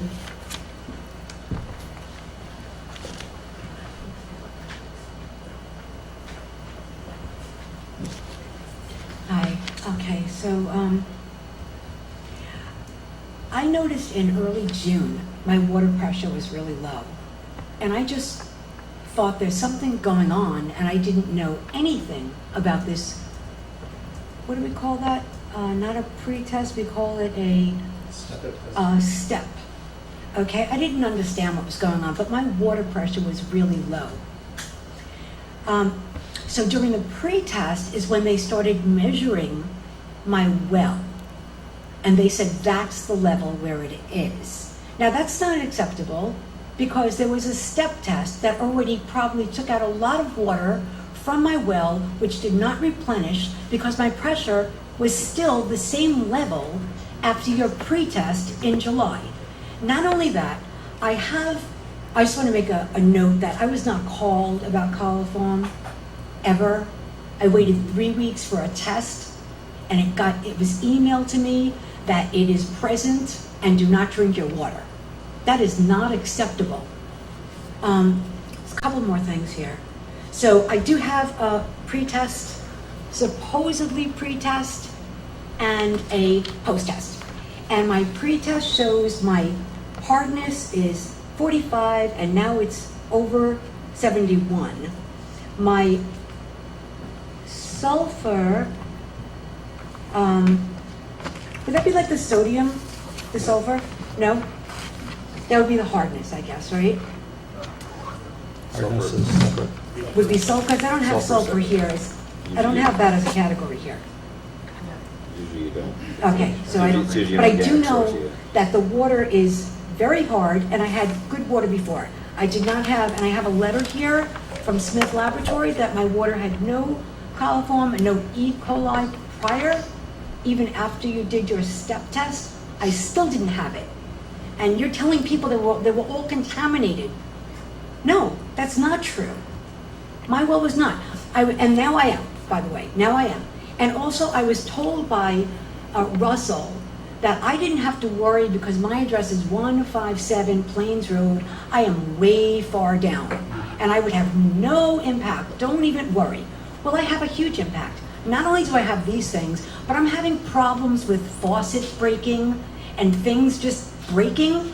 And this could be from corrosion of some sort coming through my water, which was not present before. I don't know. I'm not an expert in this, but I can tell you that I have bills from my plumber from a pump that had to be replaced, from 2 faucets that had to be replaced. And when Hudson Valley Water Company came to shop my well the other day, not only was my house horribly disgusting with bleach, but he broke my hose spigot. It just broke right off too. So what's going on? I know Sally Road says it's coincidental. It's not coincidental that all of these things are breaking. This is not a good option, this Plains Road option. I want my water back.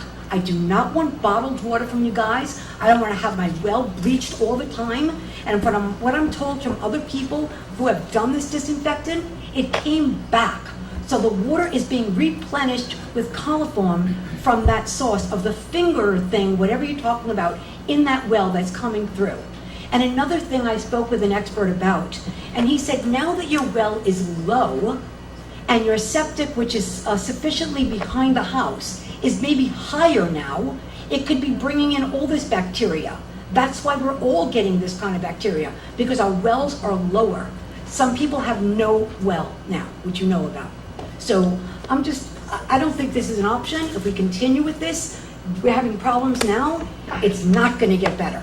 Just not gonna get better. And another thing, they do use Class B water in Poughkeepsie, the Hudson River, they use it. So I can't understand why the Wallkill is not a source. I don't get it. I just don't understand.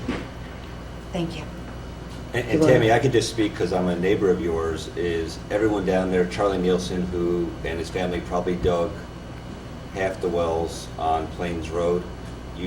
Your house is newer there. Everyone down by us, there's no basements down by us for a reason, except people when anybody runs a nonstop pump. Everyone down by us has sulfur water and has hard water. I would be very surprised if you didn't have that. I'm not saying it didn't change. Well, the hardness no, was- sulfur. yeah. Sulfur you don't measure. It's Okay. usually from organic. Mine's sulfur on and off. It's been sulfur since long before, since the winter. Well, you Mine's could been. smell that, right?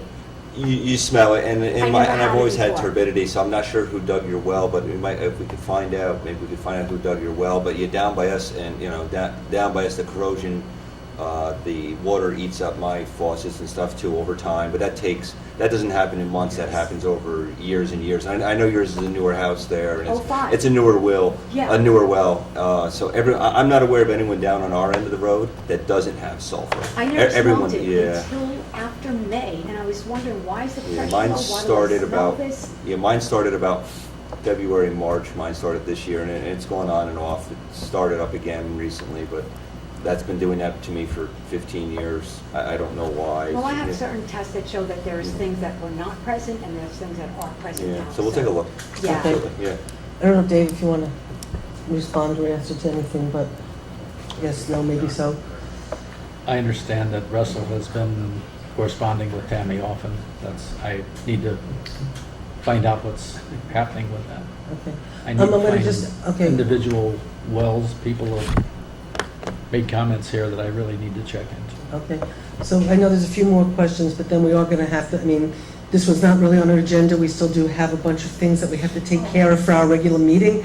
And so it is like 10 o'clock and we've, so I don't want to minimize and let people ask questions. It's just at a certain point we do have to wrap up and we will keep going on this and we won't walk away. I can promise you that, but we do have to take care of some other business like the health of this building. So why don't you, I think your point was a good one. Our water fluctuates too through the seasons, and that's why I want to stress again that a single point test is really not sufficient. My water was clean prior to the so-called pre-test, and it was contaminated afterwards. can you just explain to me, because I don't understand, when you say a single point test, what does that mean? So what I'm saying is that the water was tested in my well once, okay? At a given point, a certain time of day, a certain day, in a certain month, in a certain season, okay? I've been offered the option of disinfecting my well, having my well disinfected, which I will act on. And Chazen my conversations with Russell have told me that Chazen is willing to retest my well. This is not acceptable. I want my well retested several times because a single point test is somewhat meaningless to me. In the same way that perhaps my well was contaminated before, but the level was low enough that it came out negative. So I would like to see multiple tests done, number one. Number two, I have a total coliform level that is unacceptable, according to the New York State Department of Health. I would like to know the quantity. A single point measurement of yes or no is not acceptable. I want to know by how much is it unacceptable. This is a colony, I want a colony done to tell me how much coliform is present, by what percentage am I failing or passing. We did the coliform test by pass and fail. If there was a fail, we look for E. coli. That's the one that we really need to key in on. You mean if there was a Coliform, pass? You mean if there was a pass? if it If it failed. Okay. Yeah. failed. If, the count is the count for bacteria, and I think Jeff is familiar with that because he counted bacteria in his former life. We really need to know that it's a serious bacteria, E. coli, and that's why it's the pass-fail and then go to the E. coli. You evidently did not test positive for E. coli.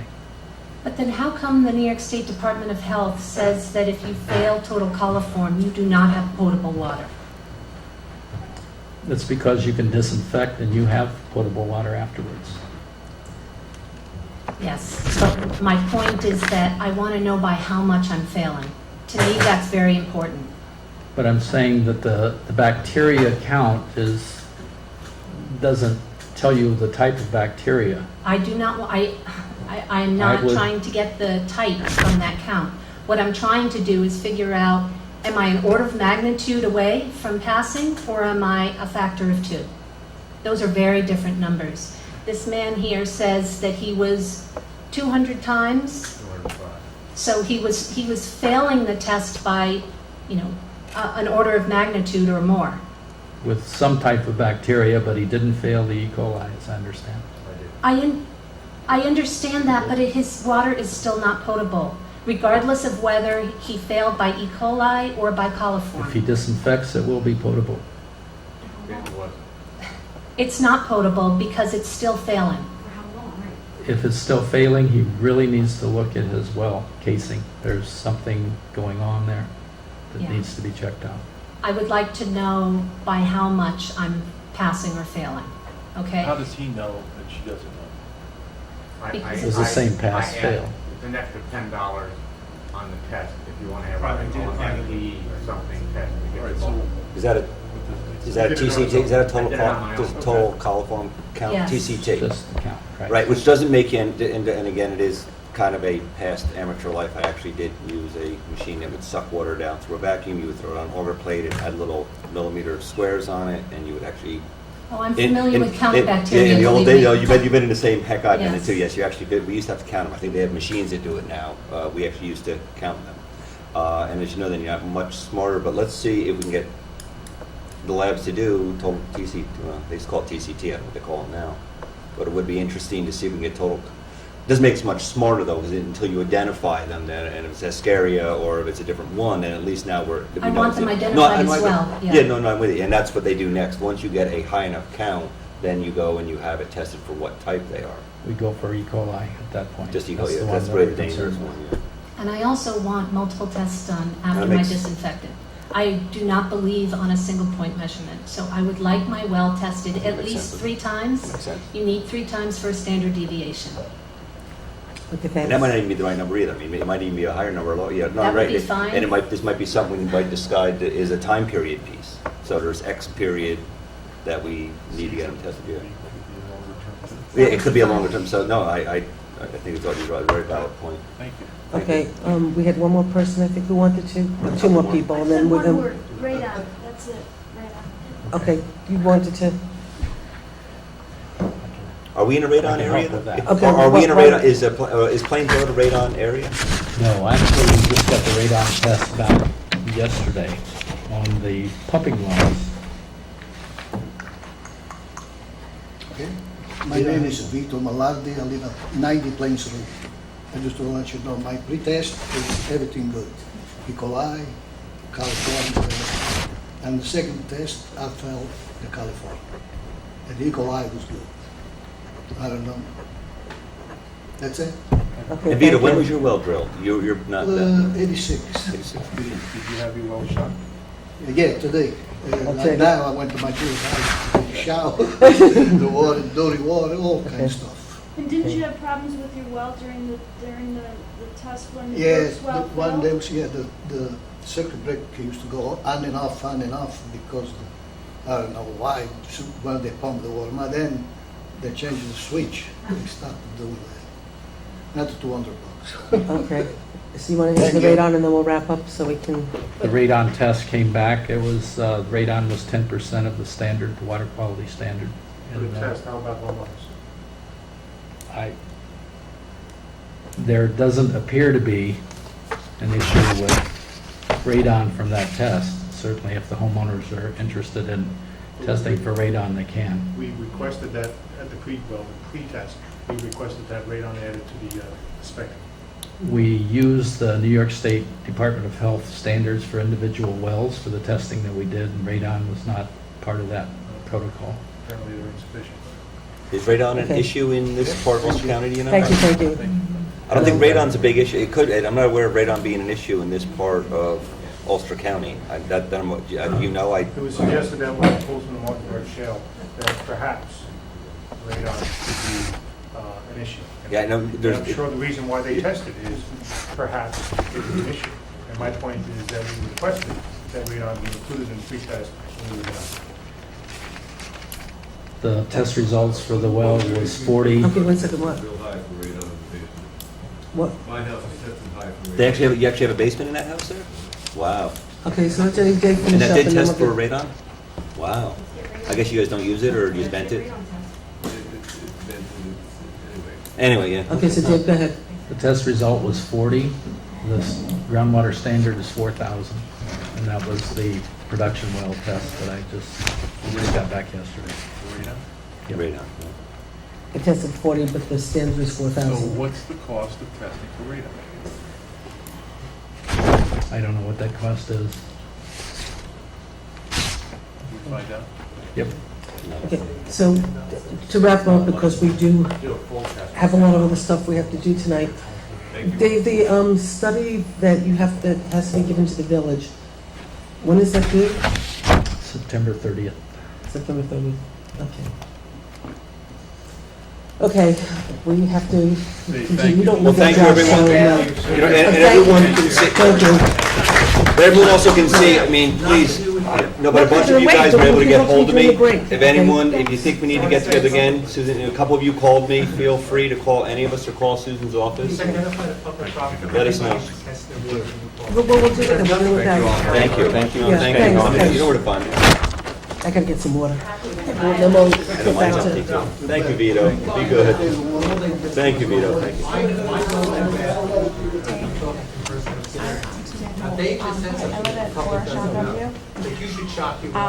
We have one of the public who were negative for that and now positive. Are we So gonna be done in 15 minutes, Nick? if you could just let me know as soon as progress, because I don't know how it's going to how long it's going to take, and what. It's going to be, the test is going to be within 2 weeks. Yeah, I We're waiting to make see, sure that there's some time. there's only one I want, Is that a second? but I didn't We're going see to it. test and try to separate soluble and non-soluble and try to figure out if it's something that needs treated or something that looks. Roseanne, I know I responded to a bizarre, Well, the test I wasn't just in our responded court. with The your test emails was on because I just at- talked to when it Becky. first entered our house. The courts are on Expected that. to- You told your staff the courts are on that So it issue. wouldn't be in our house. That they've But, reported it. What was my question? Becky said, I guess the discrepancy between the letter the 19, how much they're getting water, and the 3 that there's a big problem. Are those 3 the lead ones? Because Becky told me they reported it, and I thought, well, she didn't tell me that. Okay. Yeah, Your she- email is Thank what, you. yeah, is how I found out. and that's why I told you to hang on to it, so, Yeah, we okay. have. You want me to follow up again then? I will. So Josh has a relevant point that. Yeah, I will follow up again. Josh. I Well, will. that's one of Let the me just things make that we're sure. talking about, how about everybody having to test, but how do we? One of the things that just came out in the previous conversation is something that most homeowners don't know. I've had a house for years, and you've all had houses. Have you all shocked your wells once a year? No. No. So I'm asking that we do a public education for everyone.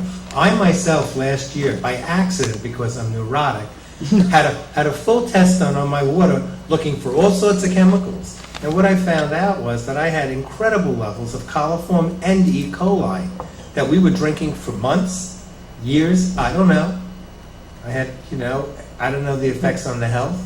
I've had my father-in-law die in the house. My Does it mother. make you more or less neurotic? I don't know, but the point is that most people don't test. Like Dave said, if you have a crack, I had another house where we had a crack in the thing, Thank you, Dave. in the casing and stuff, and people need to check their house, and they should be running tests for themselves. This has nothing to do with the Plains Road, but I think people who have private wells in this town need to have an education, because there's certain things that they need to know. And even shocking it. I shocked my well the first time, I didn't get rid of my E. coli. I shocked it a second time, and it's gone, and I've retested. But I couldn't get rid of the coliform.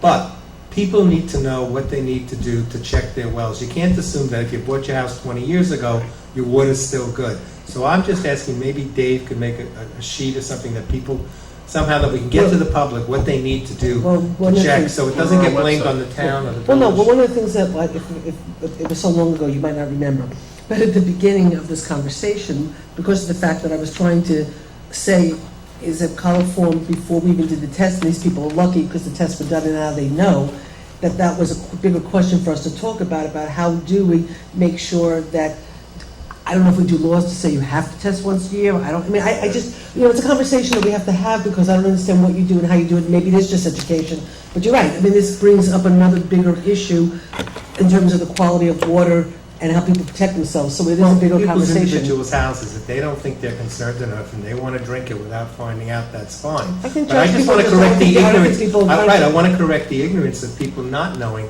that that you really should shock once a year just to be sure. And I think that people who've sat in their houses for years need to at least test their water once every 5 years. I don't know what it would be, Dave. You know what the numbers would be, but you can't just always assume your water's good because of construction or other things that happen. I don't know what the number is, but if we can get it out to the public, just the basic things they need to do to protect themselves and their families, especially if they have young children or senior citizens. So we're going to create a subcommittee, and you can be the subcommittee to work on this. Dave, I think Dave would know, I think it's once a year you're supposed to shock your well. I personally do shock my well every time we go away on vacation. I shock every year. He sneaks up on it. And we go up and I turn on all my faucets till I smell the chlorine, and then we come home to sparkling, beautifully clean toilets and a nice fresh smelling house. We run the water. Please run your washing machine and your water a few times, because otherwise you'll end up with bleach in your clothing. I personally See, I don't experienced think that. I've ever, in the 25 years that we owned our house, I don't think we ever. Oh yeah, I do it every year. Every year, every- shocker. Every year. What? 'Cause what's that? We never, I mean, we just drank our water. Doesn't sound good. What? I drank E. coli months. I don't have a clue. I mean, I'm just saying this is not the kind of thing that everybody thinks, you know, it's right, but that's why we have to talk and figure this, yeah. Okay. Thank you, Dave, thank you, sir. Dave, Thank you were Dave. above and beyond the call of duty. Thank Thank you, you. Dave. Thank you, Dave, for fielding my questions. Jean Galucci, Water and Sewer 101. We're now doing, Dave, gram negative. Right. You might want to stay for the next conversation. Why- Non-spore forming bacteria. Are you Why- on? What's next? Dave, Yeah, we thank are. you very much, and thank you We're for coming in on short notice. We So, appreciate it. Chris Lee, why don't you, if you don't mind, staying around for a little bit? I think Dave's, he's not, he's gonna stay? What's next? Okay. Well, I want to, when Chris comes back, hopefully he won't leave, because we have to talk about the building. So why don't we do a couple of just business things? Yeah, let's knock everything else out. Let's knock everything else out until he comes back. Okay, so, New Falls Police contract, this is basically what this contract is, you know, when the football games start, the season starts, The school district, yep. the school district starts, the football games, have their police officers, the football games. I make a different motion things. that the supervisor sign the MOA.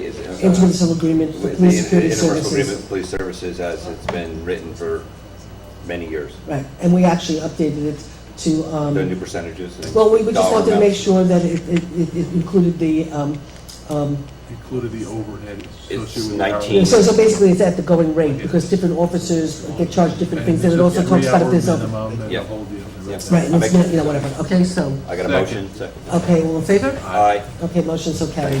Okay, acceptance of resignation of an ENCB member who is resigning. Okay, as a result of circumstances beyond my control, I must resign my seat on the town of New Paltz Environmental Conservation Board effective immediately. My landlord is selling the house in which I live, and I'll be moving to the city of Kingston in the very near future. Best of luck to all, and thank you for the opportunity to serve, however briefly. Todd Wesley. So, would someone Well, like... unfortunately, we accept it, so. and make sure With you- regrets. With regrets. And thank you for your And service. Todd, we liked his service. He was not long, but we appreciate his service. So, Todd, I hope he would send someone to replace him. So do I have a second? Second. All in favor? Aye. Okay, motion so carried. And Roseanne, we'll And then we take have off to have your. properly, Thank okay. Okay, court training. The court clerks need to, this is letters to request approval to send John Katz, Maureen Corcoran, Kelly Betters to training. I'm hoping that you can present this request at the town board meeting tonight for approval, as I need to make the reservations quickly. It will cost $756 each to send Maureen and Kelly to training. It will cost $647 to send Jonathan. Both will be going for a 3-day conference. I appreciate your consideration. No, I didn't actually have, I suspect that this must be in the budget. I didn't have a chance to check, but I With me. didn't bring it, but Suspect that it is, So- because they put it in, they put it in for training. no, they put it in without prior approval. So I imagine it is in the budget. Well, if they need the training, they need the training, so. Do I have a motion? So moved. Do I have a second? Second. Any discussion? All in favor? Aye. Motion so carried. Okay, Okay, mold, and, okay. So the other thing we have is Parkland. So we all know, we should all know, that we've been spending, we've actually gotten a pavilion up and built. It's been talked about for a long time. Jeff was around for a long time when this conversation was going on. And so, well, this is what happened. So the pavilion's done, and then we got the Bruderhof actually donated about 20 barbecues and about, how many? 18 picnic tables and 3 barbecues. Okay, 18 picnic tables and 3 barbecues. So they're all there. The place is ready. We didn't have to ask them either, did we? We didn't have to ask them. They offered. So 18 picnic tables and benches and 3 barbecues. So they're sitting out there and the pavilion's not being used and it's crazy. Are So they barbecues or barbecues? Barbecues? They're actually Yeah. grills, but that's okay. But Grills, I'm gonna yeah, start yeah. saying grills, but I know, but I make Kevin laugh. So anyway, we want to get the pavilion open and used, because it's crazy, we spent all this money, we've been waiting a long time. So what we have to do is, there's some handicap accessibility that has to be done, there's a couple of parking spots that need to be made handicap accessible, that needs to be done anyway, and then accessibility to the pavilion. What Chris and I understand, as long as we have a plan in place, we could do the dedication even if the accessibility is not done yet. So Chris figured it's about 15 grand for, to do all the work that needs to do, and it'll also be some of the work at the dog park that needs to be done for accessibility. It can come out of Parkland Fund, we still have plenty of money left over to do some of the other things that we need to do. So in order to sort of plan a opening, groundbreaking, ribbon-cutting pavilion event, I'd like a motion to allocate $15,000 from Parkland to do the ADA compliance for the pavilion. So moved. Do we have a second? Does that mean that it's all being transferred into the A fund? It'll be transferred from Parkland into Union Aid Fund to pay for, however we spend Parkland money. Right. We're gonna make the motion and Arlene will take care of it. But we needed to officially say we're taking the money from the Parkland to do this work. So yes, the money will be taken from Parkland, transferred to cover Chris's expenses. So I have a motion, You did. and do I have a second? I'll second it. I'll second. Okay. I was waiting for Jean, because I thought she had Okay, other so Jeff questions. is seconding it. And seconding for Discussion? discussion, I wanted Jean to ask some more questions. I thought she had some. Well, it doesn't sound like we have an answer. No. Oh, she wants to know what fund we're transferring it into. Right. Oh, we'll I transfer it wanna to know Building and Grounds. Where right? is the, so it's going into A? Yeah, we'll go into the A because it's park, it's the parks. Well, It's not going but into it could- highway. Yeah, but it could go It into could go into a- recreation. The recreation's in the A Fund. Right. So that was my question. Is it It'll being probably transferred going into into what, the A Building and fund? Grounds, or to, I'm not being that specific. I wanted to make sure it was being transferred into the A fund as opposed to the DB fund. it's not going to the DB Fund, this is Okay. recreation. I didn't realize that's what you were asking, Gene, I'm sorry. Okay, so any more discussion? The only other part of the discussion is, because just Kevin mentioned it, is dedication. We can go out and dedicate it, but also, since this has been around so long, is the town board made a resolution 6-7 years ago. I was on the board. I think Josh was around for a few of those meetings. We will not be naming anything in New Paltz until we come up with a policy and procedure for it. Fine. So this now gives us other impetus to come up with a policy and Right, procedure right, for right. naming monuments in our community. And when I say monuments, it could be a park, could be a building, could So- be anything, And we so. also will have to decide at some point, we're gonna have to try to come up with a, if people want to rent the pavilion for parties and things, what we want to Right, charge. So we yeah. have to come up with that, but in the interim, all in favor? Aye. Motion so carried. So Chris, when do you think we could do like a ribbon cutting for the new pavilion? You want to do it after the work is done or before the work? We Well, want to do it before, because Chris is all the work. saying we don't have to wait till the work. Then you can do it whenever. So my only question is in terms of, I said all in favor, we voted, right? yes. Okay, in terms of people being out there and using the grills and stuff, how do we sort of manage that, or how do they get cleaned, You or do it- how do we sort of handle You do this? it in your contract.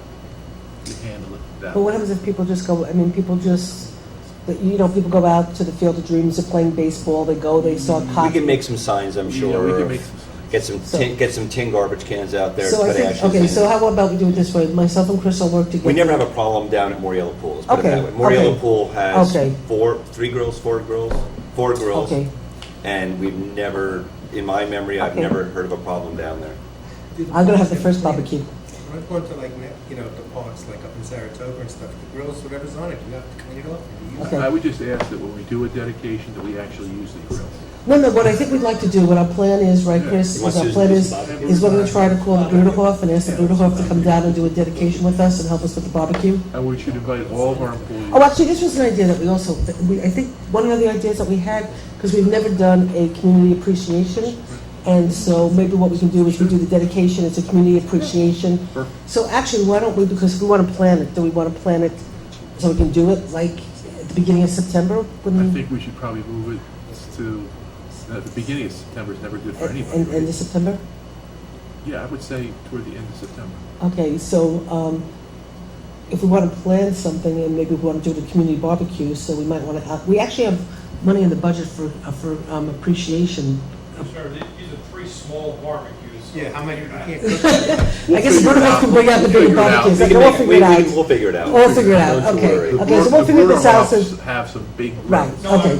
So we'll talk about this, we're gonna hopefully have, Use a couple of display okay, models. so let me just really quickly, because then we can figure it out at this meeting, I guess. September 4th, which is the first Thursday of September.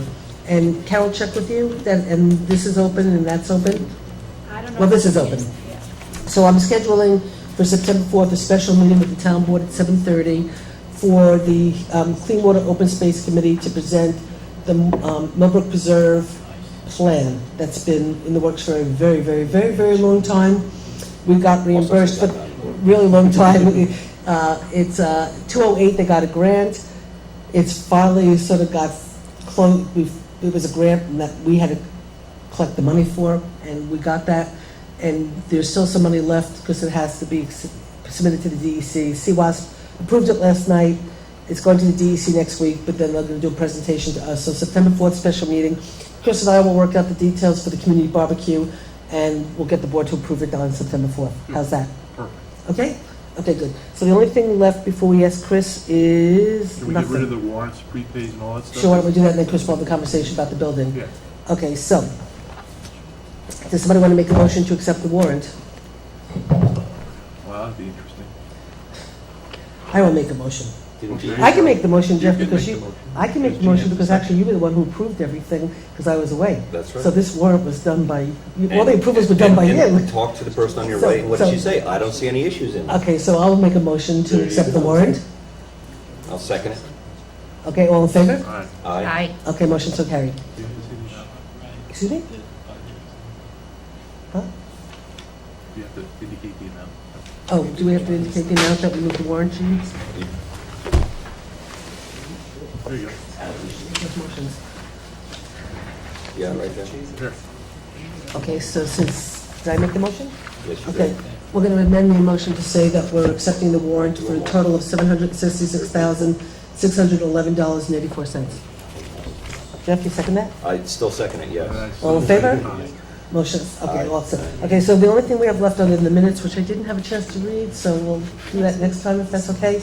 Right, we have a meeting next week, is to talk about our building and our problems with our building, which we've known. We sort of know that this building's been problematic for a long time. The board actually, about 2 years ago, a year and a half ago, authorized us actually trying to go out and put the building up for sale. We sort of haven't moved forward with that, although we've been talking to people. We've been looking at buildings that we could potentially move into, and but now we've discovered black mold. So why don't you come up, Chris, and have a conversation about where we're at and what's going on and what we're going to do about it. Now, you said black mold. Has it tested positive for? Chris is Not yet. Could you tell me what the numbers are, please? Why don't we let Chris tell you what's going on first, okay? Can you tell Gene? Okay. We've got about 7 minutes left in Gene, so, Chris, if you just skip to the bottom lines, we'll move on here. Okay. I was supposed to meet, I met with a person yesterday, we went through the building, we identified some areas that are of concern within the building. I authorized them to do 8 tests within the building.